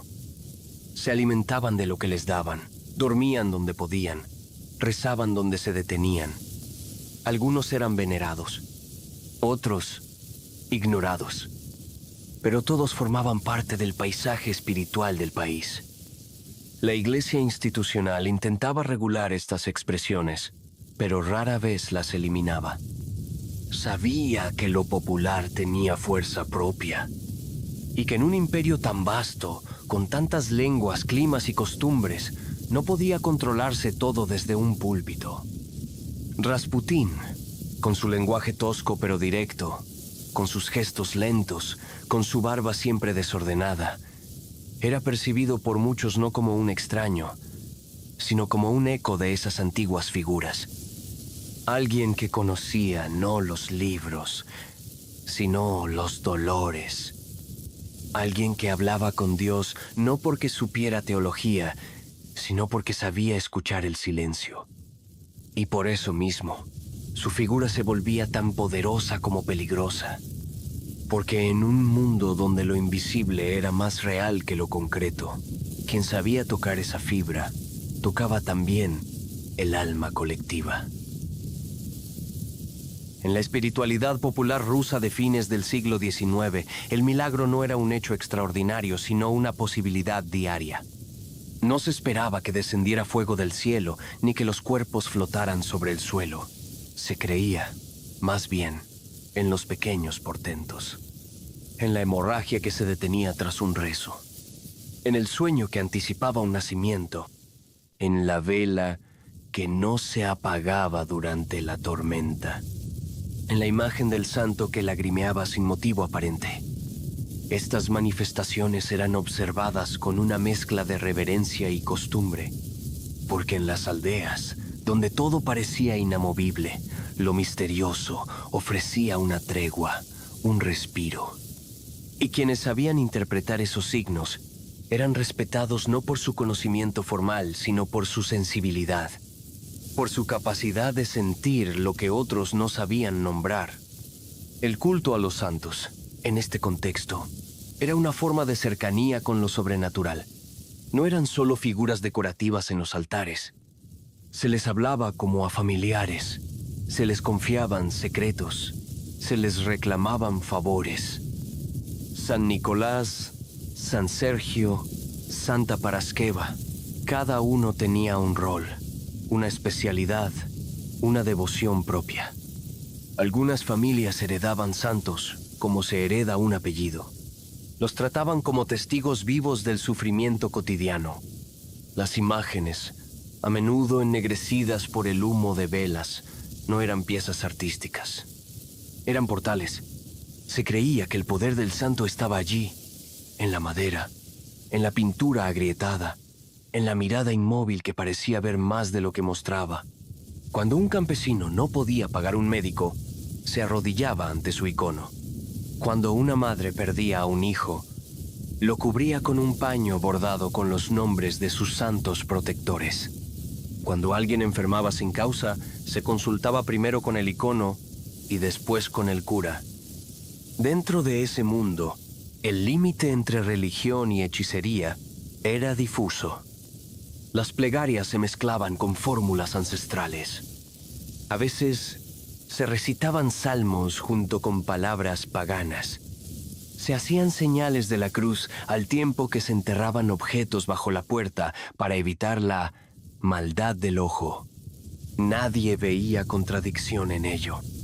Era parte de la misma trama, del mismo tejido que sostenía a los pueblos como un delantal viejo, remendado 1000 veces, pero aún firme.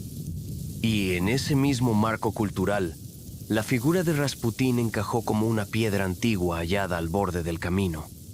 Él no se proclamaba santo, pero se comportaba como tal. No vestía túnicas doradas ni llevaba cruces de plata, pero hablaba de Dios con naturalidad, como si conversaran a menudo. Tocaba a los enfermos sin temor. Caminaba entre los pobres con la seguridad de quien sabe que no puede ser herido. Decía cosas como: la oración es más fuerte que la medicina, o la fe abre los huesos cerrados. Afirmaciones que, aunque confusas para los doctos, eran comprensibles para los campesinos. Incluso su contradicción interna, rezar por la mañana y beber por la noche, sanar con las manos y luego reír obscenamente en una taberna, no era vista como hipocresía, sino como humanidad. Porque los santos rusos, tal como los veneraba el pueblo, no eran perfectos. Eran figuras rotas, hombres y mujeres marcados por la carne, por el dolor, por el exilio. Algunos habían sido criminales antes de ser santos. Otros, pecadores públicos. Lo que los elevaba no era su pureza, sino su transformación. Rasputín representaba eso. Era un hombre que venía de abajo, que había sufrido, caído, resucitado. Era tosco, sí. Era extraño, sin duda, pero también era familiar, porque el pueblo no necesitaba ídolos inalcanzables. Necesitaba figuras que caminaran entre el barro, que conocieran el hambre, que pudieran mirar al cielo con la misma desesperación con la que lo hacían ellos. Y eso fue, durante un tiempo, Rasputín. Un reflejo imperfecto del anhelo de lo sagrado. Un recordatorio de que, en la Rusia profunda, lo divino no bajaba con truenos, sino que llegaba caminando, con las botas sucias y una mirada que lo sabía todo. En el reverso de la devoción y el fervor religioso que marcaban la vida cotidiana de la Rusia rural, se escondía otro universo, menos luminoso, más temido, el de la magia negra, las maldiciones, los hechiceros, las sectas heréticas y las fuerzas invisibles que operaban más allá del alcance de los iconos. Porque así como se creía en santos que obraban milagros, también se creía en brujas que podían secar la leche de una vaca con solo mirarla, en ancianas que podían traer enfermedad con un escupitajo, en palabras prohibidas que al ser pronunciadas en luna nueva desataban tormentas o rupturas familiares. Era una espiritualidad ambivalente, profundamente protectora y profundamente aterradora. La Rusia de finales del siglo XIX aún conservaba una amplia red de creencias precristianas que convivían en secreto con la ortodoxia, especialmente en las regiones más alejadas del centro, en los bosques siberianos, en las aldeas montañosas o los parajes del Don. El miedo a las fuerzas oscuras era cotidiano. Se evitaba salir de noche sin rezar. Se dibujaban cruces con carbón detrás de las puertas. Se enterraban objetos bajo el umbral para proteger la casa de los males del alma. Existían figuras como la Snajarka mujer que sabía, curanderas o brujas blancas que usaban hierbas, encantamientos y fórmulas ancestrales para sanar o para castigar. Pero también había quienes practicaban lo que se conocía como la vía oscura. Rituales de venganza, manipulación, invocaciones nocturnas, maldiciones familiares. En algunos casos, se decía que el alma podía ser vendida. En otros, que el mal podía entrar por los ojos si uno no se protegía con las palabras justas. Estas prácticas no eran meras leyendas. Muchas veces derivaban en acusaciones, castigos, exilios. Se hablaba de mujeres apaleadas por hechiceras, de hombres asesinados tras ser acusados de soplar el mal, de niños marcados por el ojo del muerto. Y todo esto coexistía con misas, peregrinaciones, ayunos litúrgicos. En este contexto, las sectas religiosas disidentes comenzaban a atraer miradas. Algunas eran pacíficas y místicas. Otras, francamente perturbadoras. Una de las más conocidas era la de los Holaisti, o flagelantes, cuyos miembros practicaban la autoflagelación como vía hacia el éxtasis espiritual.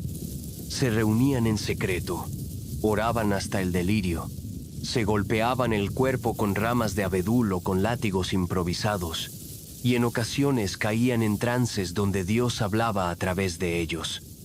Para el pueblo, estos grupos eran temidos y respetados. Se les atribuían poderes, profecías y también desviaciones morales. Algunas variantes de estas sectas creían que el pecado carnal, si era vivido con suficiente dolor y arrepentimiento, purificaba el alma. Esta idea ambigua entre el castigo y el deseo alimentó muchos rumores sobre prácticas sexuales rituales, orgías santificadas y otras formas de religiosidad extrema. No había pruebas claras, pero el imaginario popular las sostenía con fuerza. Fue precisamente en estos entornos simbólicos donde Rasputín fue vinculado no siempre con razón, pero sí con insistencia. Se decía que había sido iniciado en una de estas sectas, que practicaba rituales secretos en su juventud, que mezclaba rezos cristianos con encantamientos oscuros. Sus enemigos lo acusaban de manipular a las mujeres con magnetismo infernal, de ver el futuro, de curar con energía bruja. Su vida privada alimentaba estas ideas, su fama de bebedor, su mirada penetrante, su extraña relación con mujeres devotas que lo seguían con fe ciega. Y aunque todo esto podía ser parte de una campaña de desprestigio, lo cierto es que Rasputín nunca negó del todo su afinidad con lo misterioso. Hablaba de visiones, de señales, decía recibir mensajes de lo alto. Y a veces, simplemente callaba. Dejaba que el mito creciera por sí solo. Para muchos, era un santo. Para otros, un demonio. Para algunos, ambas cosas a la vez. Pero todos, incluso sus enemigos, sabían una verdad simple. Su poder no venía de decretos ni de leyes. Venía de algo más antiguo, más visceral. Algo que había habitado la tierra rusa mucho antes de que se fundaran las primeras iglesias. Un poder oscuro. Un poder luminoso. Un poder que nunca se dejaba atrapar del todo. Cuando un hombre muere, lo habitual es que su historia se cierre con él. Pero hay excepciones. Rasputín fue una de ellas. Tras su asesinato, su cuerpo fue enterrado en secreto. Luego, desenterrado por temor a que su tumba se convirtiera en santuario. Sus restos fueron finalmente incinerados, dicen, por orden del nuevo gobierno revolucionario. Y sin embargo, no desapareció. Al contrario, comenzó su otra vida, una más poderosa, más difusa, más inquietante. La muerte lo liberó de su forma. A partir de entonces, Rasputín dejó de ser solamente un hombre ya complejo de por sí, para convertirse en una figura moldeada por las tensiones colectivas del alma rusa. Un reflejo de todo aquello que el imperio no había querido mirar de frente. Su fe ciega, su temor al cambio, su fascinación por lo oculto. En los primeros meses tras la Revolución de Febrero, los rumores se multiplicaron. Algunos decían haberlo visto, vivo, caminando por los campos de Pokrovskoye. Otros aseguraban que su espíritu visitaba a Alexandra en sueños, advirtiéndole del desastre que se avecinaba. Se hablaba de una carta que habría profetizado la caída del zar y la ejecución de la familia imperial si él moría a manos de nobles. Esa carta real, simbólica o apócrifa, se convirtió en la profecía autocumplida más siniestra de la historia rusa reciente. A medida que la Rusia zarista se hundía en la confusión revolucionaria, Rasputín se volvió una figura espectral. No había pueblo donde no se contara alguna anécdota sobre él. Mi abuela lo vio en Moscú antes de que lo mataran, decían algunos. Un primo mío fue sanado por él, con solo tocarlo. Otros aseguraban que su poder aún vivía en objetos que había tocado. Cruces, pañuelos, amuletos improvisados. Las leyendas crecieron con rapidez, como el fuego en un campo seco. Se decía que su cadáver no se pudría, que sus ojos habían permanecido abiertos durante días, que su cuerpo, una vez arrojado al Nevá, había intentado salir del hielo, que su alma no había descansado y que seguiría vagando hasta que Rusia recuperara su rumbo. Incluso sus enemigos, ya en el exilio, no podían dejar de hablar de él. Algunos lo describían como un símbolo del atraso y el oscurantismo que había arrastrado al imperio a su fin. Otros, más escépticos, lo reconocían como un genio social, alguien que supo leer el corazón de los poderosos en su momento de mayor fragilidad. Con el paso de los años y el ascenso del régimen soviético, Rasputín fue relegado al territorio del mito oficial. El nuevo estado no tenía espacio para lo espiritual, y mucho menos para figuras ambiguas como la suya. Fue demonizado como símbolo del irracionalismo zarista, presentado como ejemplo de la decadencia moral de los Romanov. Su imagen fue utilizada en obras teatrales, panfletos, caricaturas, pero, como suele ocurrir con las leyendas, cuanto más se intentaba reducirlo, más grande se volvía su sombra. Ya en la segunda mitad del siglo XX, la figura de Rasputín comenzó a interesar fuera de Rusia. Apareció en novelas, canciones, películas. Se le representó como villano, como hechicero, como visionario, como mártir. La banda Boney M. lo inmortalizó con un ritmo disco y un estribillo pegajoso. Ra Ra Rasputin, lover of the Russian Queen. Lo que para unos era una burla, para otros era una forma de mantener vivo un eco inquietante. Y así, el hombre que en vida dividía opiniones, se convirtió en muerte en una figura unificadora del misterio. Ni santo, ni demonio, ni sabio, ni farsante. Solo Rasputín. El nombre bastaba, como si dijera todo sin decir nada. En los pueblos más alejados, aún se rezaban oraciones donde se mencionaba su nombre. Algunos creían que tenía el don de la bilocación. Otros que, en ciertos días del año, su espíritu caminaba cerca del río. Y aunque la historia oficial intentara clausurar su capítulo, él se resistía a desaparecer. Porque los espectros verdaderos no necesitan tumba, solo memoria.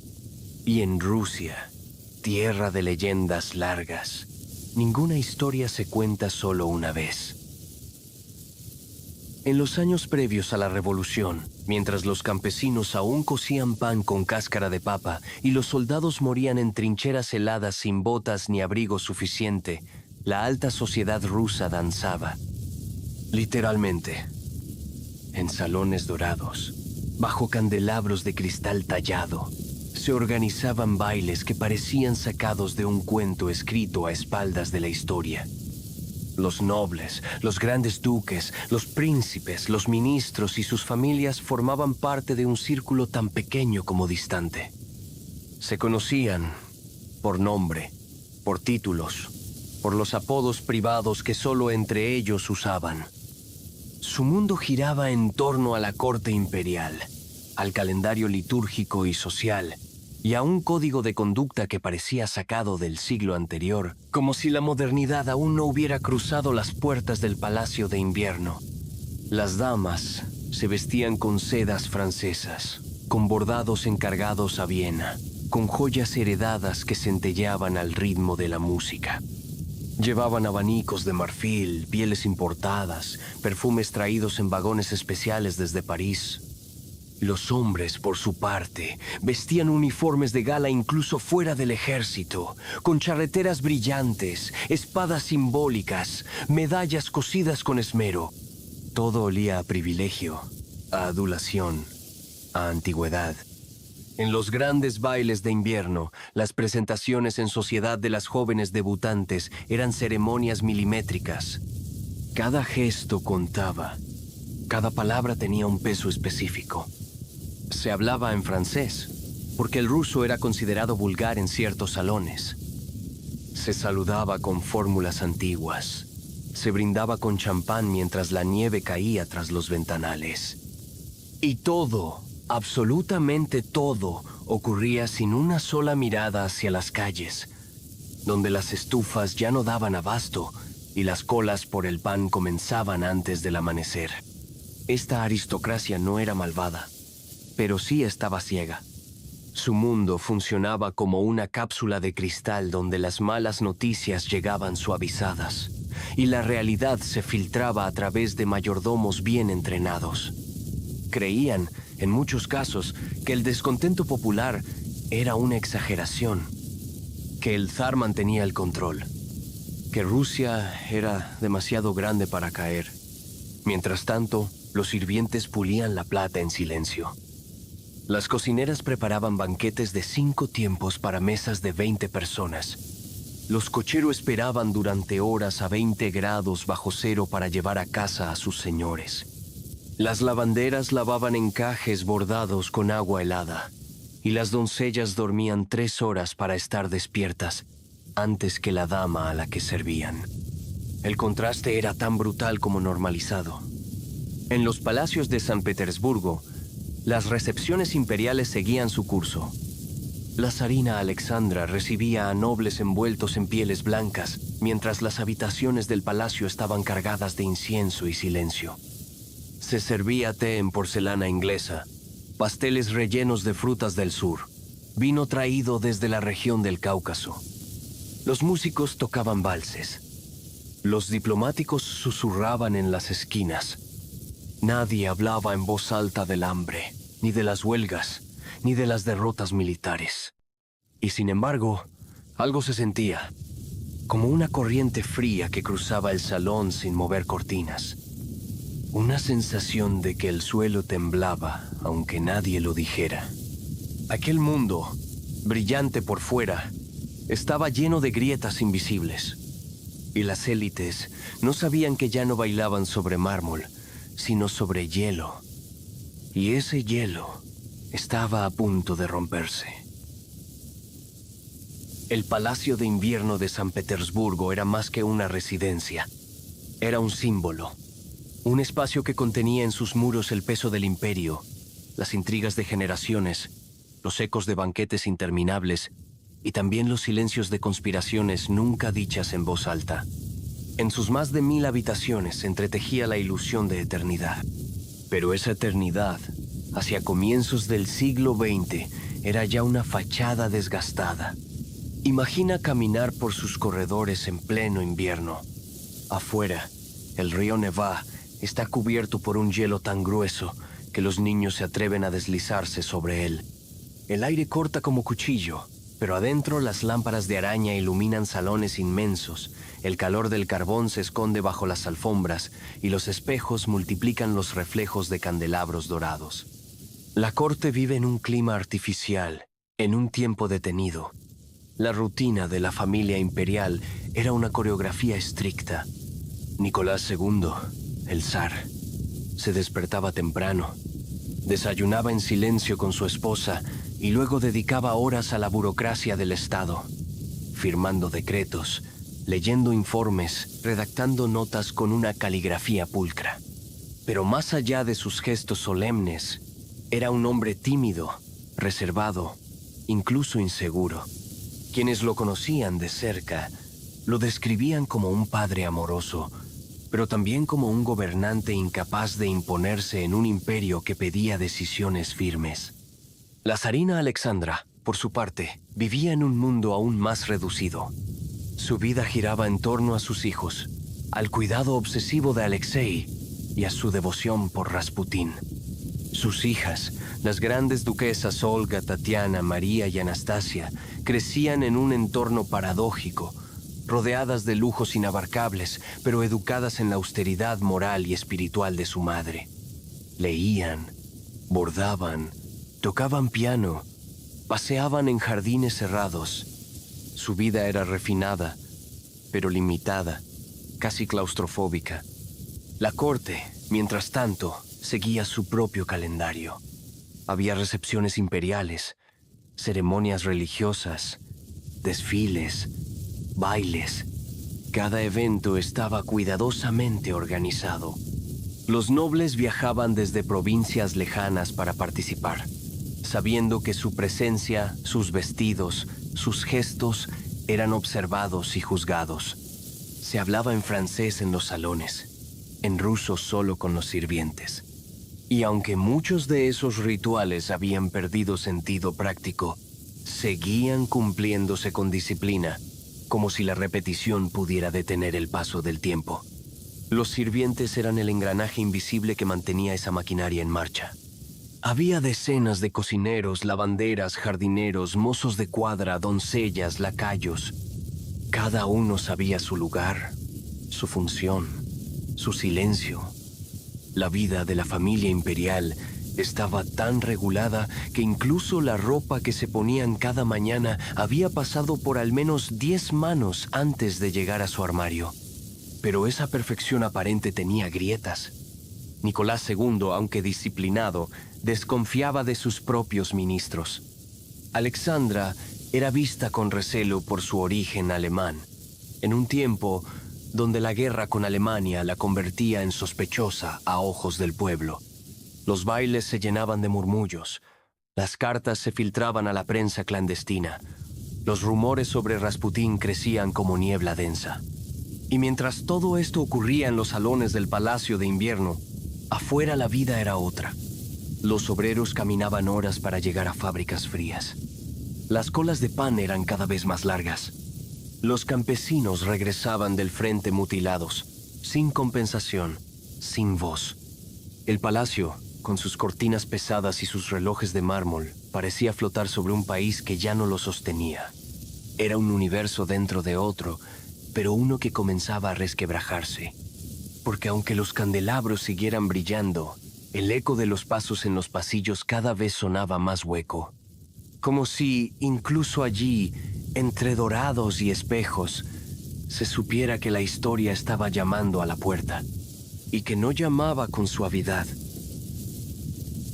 Mientras en los salones del Palacio de Invierno los grandes duques brindaban con copas de cristal tallado y las damas lucían tiaras de diamantes, en las aldeas y ciudades de Rusia se libraba otra vida dura y callada. Era el rostro que las élites rara vez miraban de frente, pero que sostenía con su esfuerzo y sacrificio el peso entero del imperio. El campesino ruso de principios del siglo XX vivía en una isba, una casa de troncos, baja, cubierta de hollín, con un horno que servía de cocina, calefacción y cama improvisada. En invierno, familias enteras dormían cerca del fuego, con los animales domésticos compartiendo espacio para dar calor. La vida estaba marcada por el ciclo de la tierra: arar, sembrar, cosechar.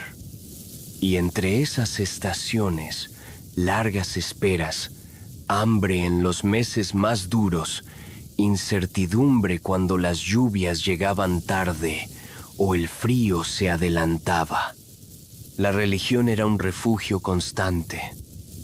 Cada aldea tenía su pequeña iglesia de madera, con cúpula verde o dorada, donde los campesinos acudían no solo a rezar, sino a reunirse, a buscar consuelo, a recordar que había un orden más alto que sus sufrimientos. Sin embargo, la fe convivía con la resignación. Muchos decían que la vida terrenal estaba hecha para sufrir y que la recompensa vendría después. Era una visión que ayudaba a soportar lo insoportable. En las ciudades, el panorama no era menos duro. Las fábricas de San Petersburgo, Moscú y otras urbes industriales crecían como monstruos de humo y hierro. Los obreros trabajaban jornadas de 12 a 14 horas, por salarios que apenas alcanzaban para un pan duro y un techo compartido. Familias enteras vivían en sótanos húmedos, con un único colchón, sin luz ni agua corriente. Las enfermedades respiratorias se propagaban como sombras invisibles, y la mortalidad infantil era tan alta que muchas madres encendían velas cada día, sin saber si sus hijos llegarían al próximo invierno. Los contrastes eran tan brutales que se volvían incomprensibles. Mientras una joven aristócrata se probaba vestidos de París, Otra de su misma edad en el campo podía estar caminando descalza kilómetros bajo la nieve para llevar pan a su familia. Mientras los oficiales de la corte discutían sobre menús de gala, los soldados en el frente compartían trozos de pan duro y agua helada. Dos mundos coexistían, pero no se tocaban. Y cuando lo hacían, la distancia era tan grande que parecía un encuentro entre especies distintas. El campesinado cargaba además con un resentimiento histórico. Aunque habían pasado décadas desde la abolición de la servidumbre en 1861, muchos seguían sintiéndose esclavos en sus propias tierras. Los impuestos eran altísimos, las parcelas insuficientes, las deudas eternas. Se trabajaba más para el Estado y para los terratenientes que para la propia familia. Y aunque se hablaba de modernización, para la mayoría la vida no había cambiado. Era la misma lucha por sobrevivir bajo inviernos interminables y veranos breves. La guerra agravó todo. Con millones de hombres enviados al frente, aldeas enteras quedaron habitadas solo por mujeres, ancianos y niños. La producción agrícola se desplomó. Las fábricas militares absorbían recursos que antes iban al pan y a la leña. El hambre, ese viejo fantasma ruso, se volvió insoportable. En las ciudades, las colas para conseguir harina se extendían por calles enteras, con gente esperando desde la madrugada. Había discusiones, empujones y a veces violencia. Y siempre en el aire un murmullo creciente. Esto no puede seguir así. El zar y su corte parecían lejanos, casi irreales para estas multitudes. Los campesinos los veían como figuras míticas, envueltas en liturgias y misterios, pero no como gobernantes concretos que atendieran sus problemas. Los obreros, en cambio, comenzaban a hablar en otros términos, de huelgas, de derechos, de revoluciones. En fábricas clandestinas se imprimían panfletos, se leían discursos de Lenin o Trotsky en voz baja. Se compartían ideas que hablaban de un futuro sin zares, sin nobles, sin hambre. Ese otro rostro del imperio no aparecía en las crónicas oficiales ni en los salones de baile, pero era real, era tangible y cada día ganaba más voz. El contraste entre la aristocracia y el pueblo ya no era solo una diferencia, era una herida. Una herida que, tarde o temprano, sangraría sin remedio. En Rusia, los contrastes no eran matices, eran abismos. Y Rasputín, con su presencia contradictoria en palacio, era para muchos la personificación de ese abismo. Un campesino entre nobles, un hombre que olía a establo en salones perfumados. Para unos, una burla. Para otros, una esperanza. Para todos, un recordatorio incómodo de que los dos mundos seguían existiendo y que no podían convivir para siempre. La historia de Rusia en los últimos años del zarismo es, en esencia, la historia de un desencuentro. Dos mundos, separados por muros invisibles pero impenetrables, habitaban el mismo territorio sin comprenderse. Uno se movía al ritmo de valses y recepciones en San Petersburgo. El otro, al compás de asadas, campanas de fábrica y estómagos vacíos. Durante un tiempo, ambos coexistieron sin chocar directamente. Pero con el avance del siglo XX, esa distancia se convirtió en abismo, y el abismo en ruptura. En el imaginario del pueblo, la corte imperial era una fábula, un cuento dorado al que solo llegaban noticias deformadas, rumores sobre vestidos, sobre joyas, sobre banquetes interminables. Los campesinos hablaban de los zares casi como de santos lejanos, figuras intocables que podían salvarlos con un gesto o condenarlos con su silencio. Pero en las ciudades, donde la modernidad traía panfletos, periódicos clandestinos y discursos inflamados, la visión era más dura.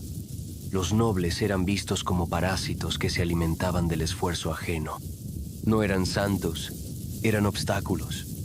Mientras tanto, En los salones del palacio de invierno y en las dachas de verano, los nobles seguían girando en torno a sus propios rituales. El tiempo se medía por temporadas de teatro, por temporadas de ópera, por el calendario social de la alta aristocracia. Se organizaban viajes a París, temporadas en la Riviera, banquetes interminables. Las noticias del hambre y las huelgas llegaban a sus oídos como ecos distantes, fáciles de descartar con un gesto. Exageraciones de agitadores, mentiras de revolucionarios, cosas pasajeras. Pero no eran pasajeras. Eran síntomas de un país en llamas. En medio de esta fractura apareció Rasputín, convertido en catalizador de todos los odios. Para el pueblo rural, representaba la prueba de que alguien de abajo podía acceder a los oídos del zar y la zarina. Era, al menos en apariencia, un campesino como ellos. Alguien que hablaba en su idioma, que conocía la dureza del campo, que no vestía de terciopelo. Pero para la aristocracia y para gran parte de los intelectuales urbanos, era una afrenta. Un hombre tosco, inculto, vulgar, que se paseaba por palacios, donde solo debía haber refinamiento. Un intruso, un impostor, un espejo de todo lo que despreciaban y temían. Los periódicos clandestinos, siempre ansiosos por encender las brasas del descontento, difundían caricaturas grotescas de Rasputín abrazando a la zarina, de nobles arrodillados ante él, de un imperio reducido a marioneta en sus manos. Las imágenes exageraban, pero calaban hondo. En tabernas, en fábricas, en mercados, se repetía la historia de un campesino convertido en dueño del destino de Rusia. Y esa historia no inspiraba admiración, sino rabia. No porque Rasputín fuera rico, pues en realidad no acumulaba grandes fortunas, sino porque simbolizaba la corrupción, la podredumbre, la decadencia de un sistema incapaz de sostenerse. Lo más inquietante es que ni el zar ni la zarina entendieron nunca la magnitud de este odio. Para Nicolás, Rasputín era una molestia que prefería ignorar. Para Alexandra, era un santo incomprendido que salvaba a su hijo. Para los nobles, era una amenaza. Y para el pueblo, un monstruo que devoraba lo que quedaba de su fe en la monarquía. Ninguna de esas miradas coincidía. Ninguna construía un puente. El resultado fue la incomunicación total. Los nobles conspiraban entre ellos, convencidos de que matando a Rasputín salvarían al imperio. El pueblo, al enterarse de los excesos de la corte y de los rumores en torno al monje, veía confirmadas sus sospechas de que la monarquía estaba podrida hasta la médula. Y en ese clima, cada gesto de lujo se volvía insulto. Cada baile en el palacio era leído como una bofetada a quienes esperaban pan bajo la nieve. El abismo ya no podía cerrarse. Y Rasputín, en vida y después de muerto, se convirtió en símbolo de esa grieta. Un puente imposible, campesino y cortesano a la vez, santo y demonio según quien lo mirara. Para algunos, un redentor. Para otros, el verdugo. Para todos, una figura que encarnaba la distancia insalvable entre un pueblo que agonizaba y una élite que seguía bailando sobre hielo quebrado. El choque final era inevitable, y cuando llegó, arrastró a ambos mundos en un mismo derrumbe. Cuando los ecos de la revolución comenzaron a retumbar en las avenidas de Petrógrado, la aristocracia rusa se encontró de pronto despojada de todo aquello que había definido su existencia. Aquellos salones donde antaño sonaban valses se llenaron de silencio. Las lámparas de araña fueron apagadas y cubiertas con paños.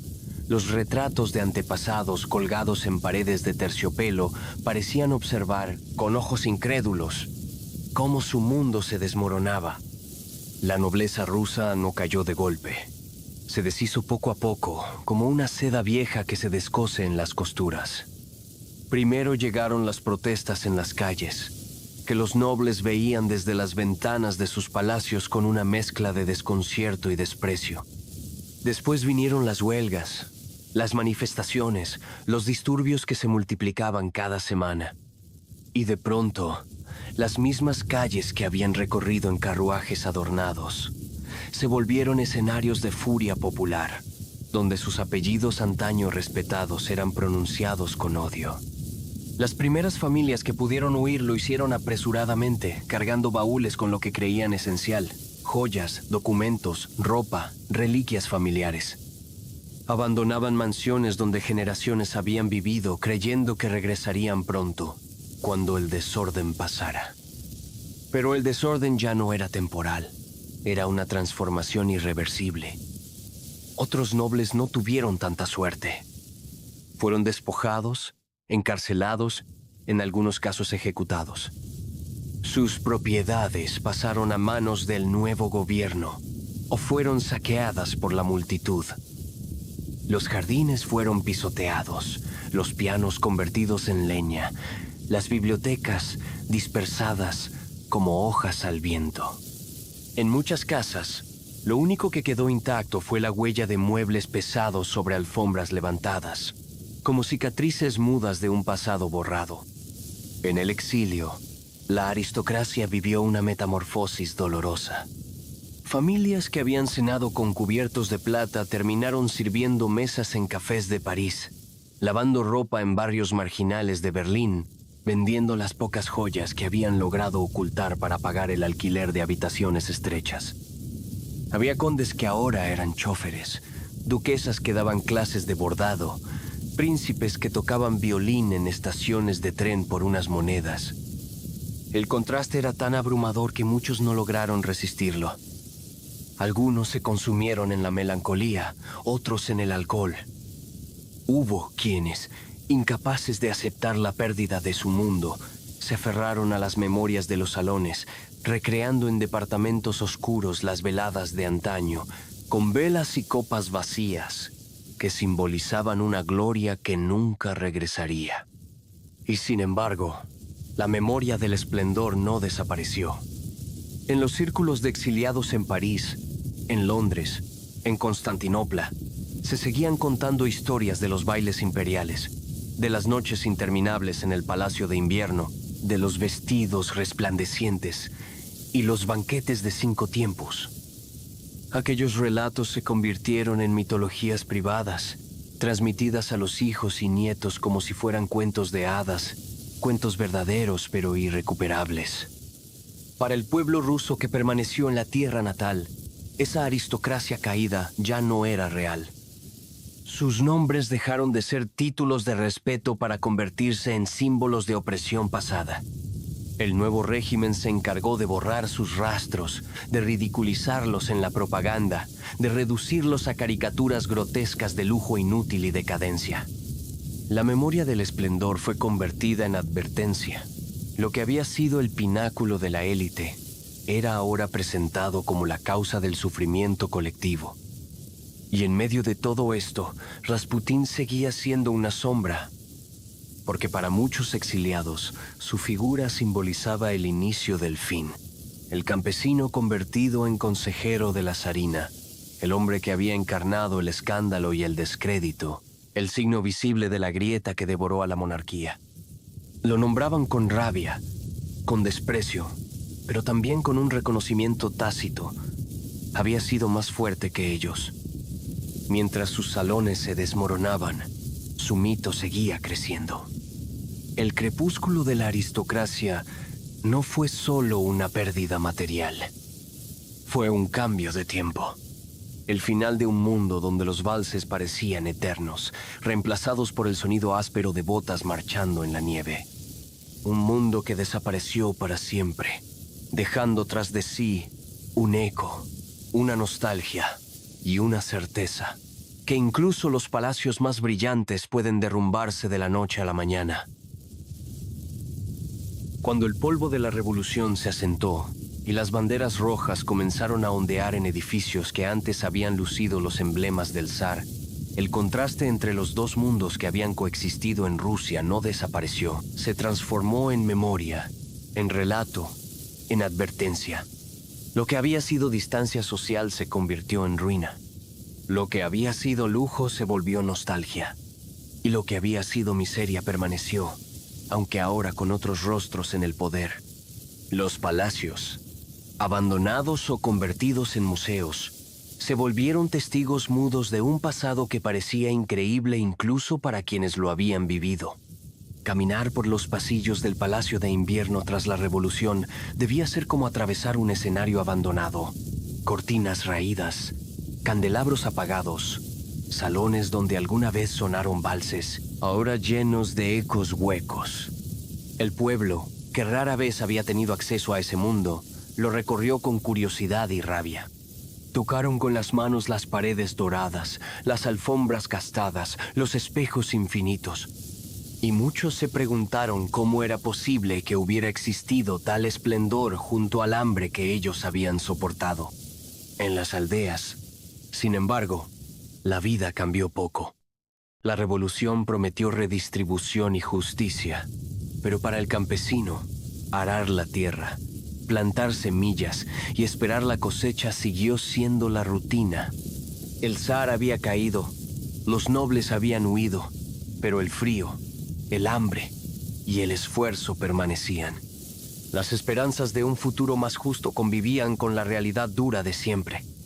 Solo el relato cambió. Ya no se hablaba de súbditos, sino de camaradas. Pero el pan seguía siendo pan duro, y la leña seguía ardiendo rápido en inviernos eternos.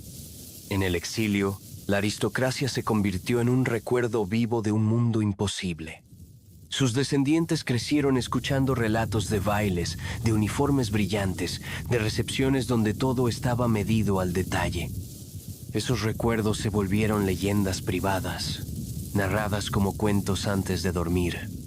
Pero eran cuentos de pérdida, cargados de melancolía, como si el pasado hubiera sido un sueño del que Rusia entera había despertado demasiado tarde. Y en medio de estas memorias contrapuestas, la figura de Rasputín sobrevivió como símbolo. Para los campesinos, aún resonaba como aquel extraño hombre que parecía comprenderlos mejor que los nobles que nunca habían pisado la tierra.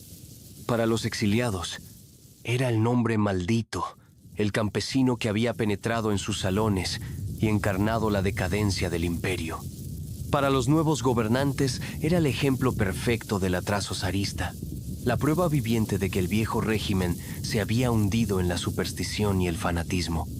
Lo paradójico es que Rasputín, un hombre que nunca buscó ser mito en el sentido político, terminó encarnando el símbolo más claro de ese abismo social. Era un campesino con botas embarradas sentado entre nobles de uniforme bordado. Era un padre rústico rodeado de princesas educadas en francés. Era el olor a establo mezclado con perfumes de París. Encarnaba la mezcla imposible de los dos mundos que jamás lograron reconciliarse. El pueblo lo vio como esperanza, la élite como amenaza, los revolucionarios como arma propagandística. Y en todos los casos, su nombre seguía cargado de poder. Su figura no se borró con su cuerpo incinerado. Al contrario, se expandió en la imaginación colectiva. Porque los abismos sociales rara vez se narran con estadísticas, se narran con rostros, con nombres, con símbolos. Y Rasputín se volvió eso, el rostro del desencuentro. Con el paso de los años, Rusia cambió, se transformó, se volvió otra. Pero en cada recuerdo del viejo imperio, en cada relato de salones brillantes y aldeas hambrientas, de palacios dorados y fábricas ennegrecidas, Rasputín reaparece como un eco. No porque fuera el responsable del derrumbe, sino porque fue su síntoma más visible, su metáfora más incómoda. El contraste social que definió a Rusia en aquellos años no desapareció con él. Continuó bajo otras formas, en otras épocas, con otros nombres. Pero el recuerdo de aquel campesino que entró en el corazón de la corte sigue recordando que ningún imperio, por poderoso que parezca, puede sobrevivir mucho tiempo cuando sus mundos dejan de hablar el mismo idioma. El eco de ese abismo resuena todavía. Y en ese eco, siempre, late un nombre: Rasputín. Hemos recorrido juntos un camino largo, atravesando aldeas cubiertas de nieve y salones dorados. escuchando tanto el crujido de las botas campesinas sobre la escarcha, como el tintinear de copas de cristal en los palacios de San Petersburgo.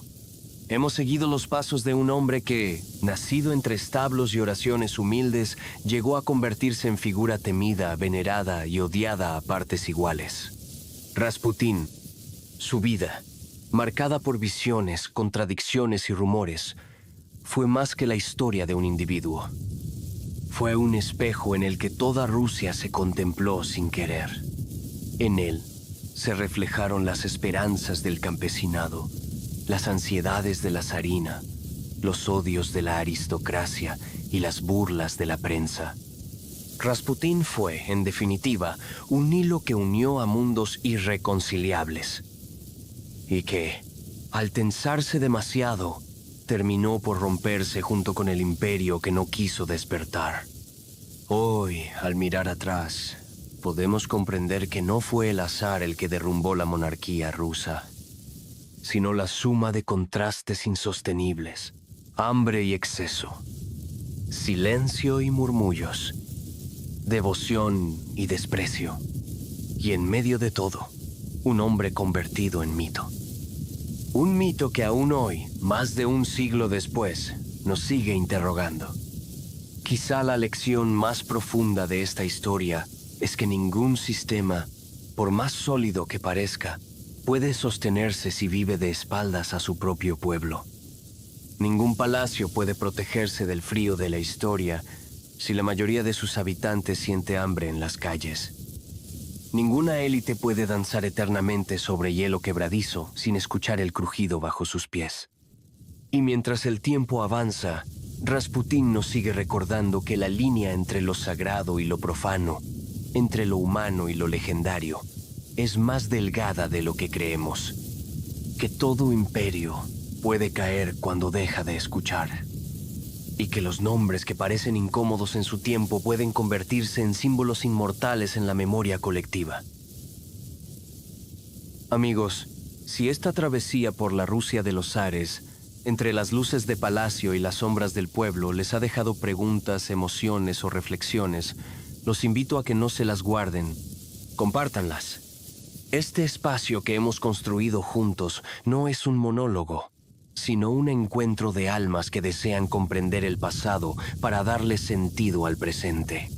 Suscríbanse a Testigo del Tiempo, compartan este relato con quienes aman las historias profundas y únanse a esta comunidad que no teme mirar a los ojos de la historia, incluso cuando esa historia incomoda o adormece. Cada vez que dejan un comentario, cada vez que comparten un video, hacen que este viaje no sea solitario, sino colectivo. Porque aquí, juntos, somos viajeros en un mismo barco que cruza los ríos de la memoria.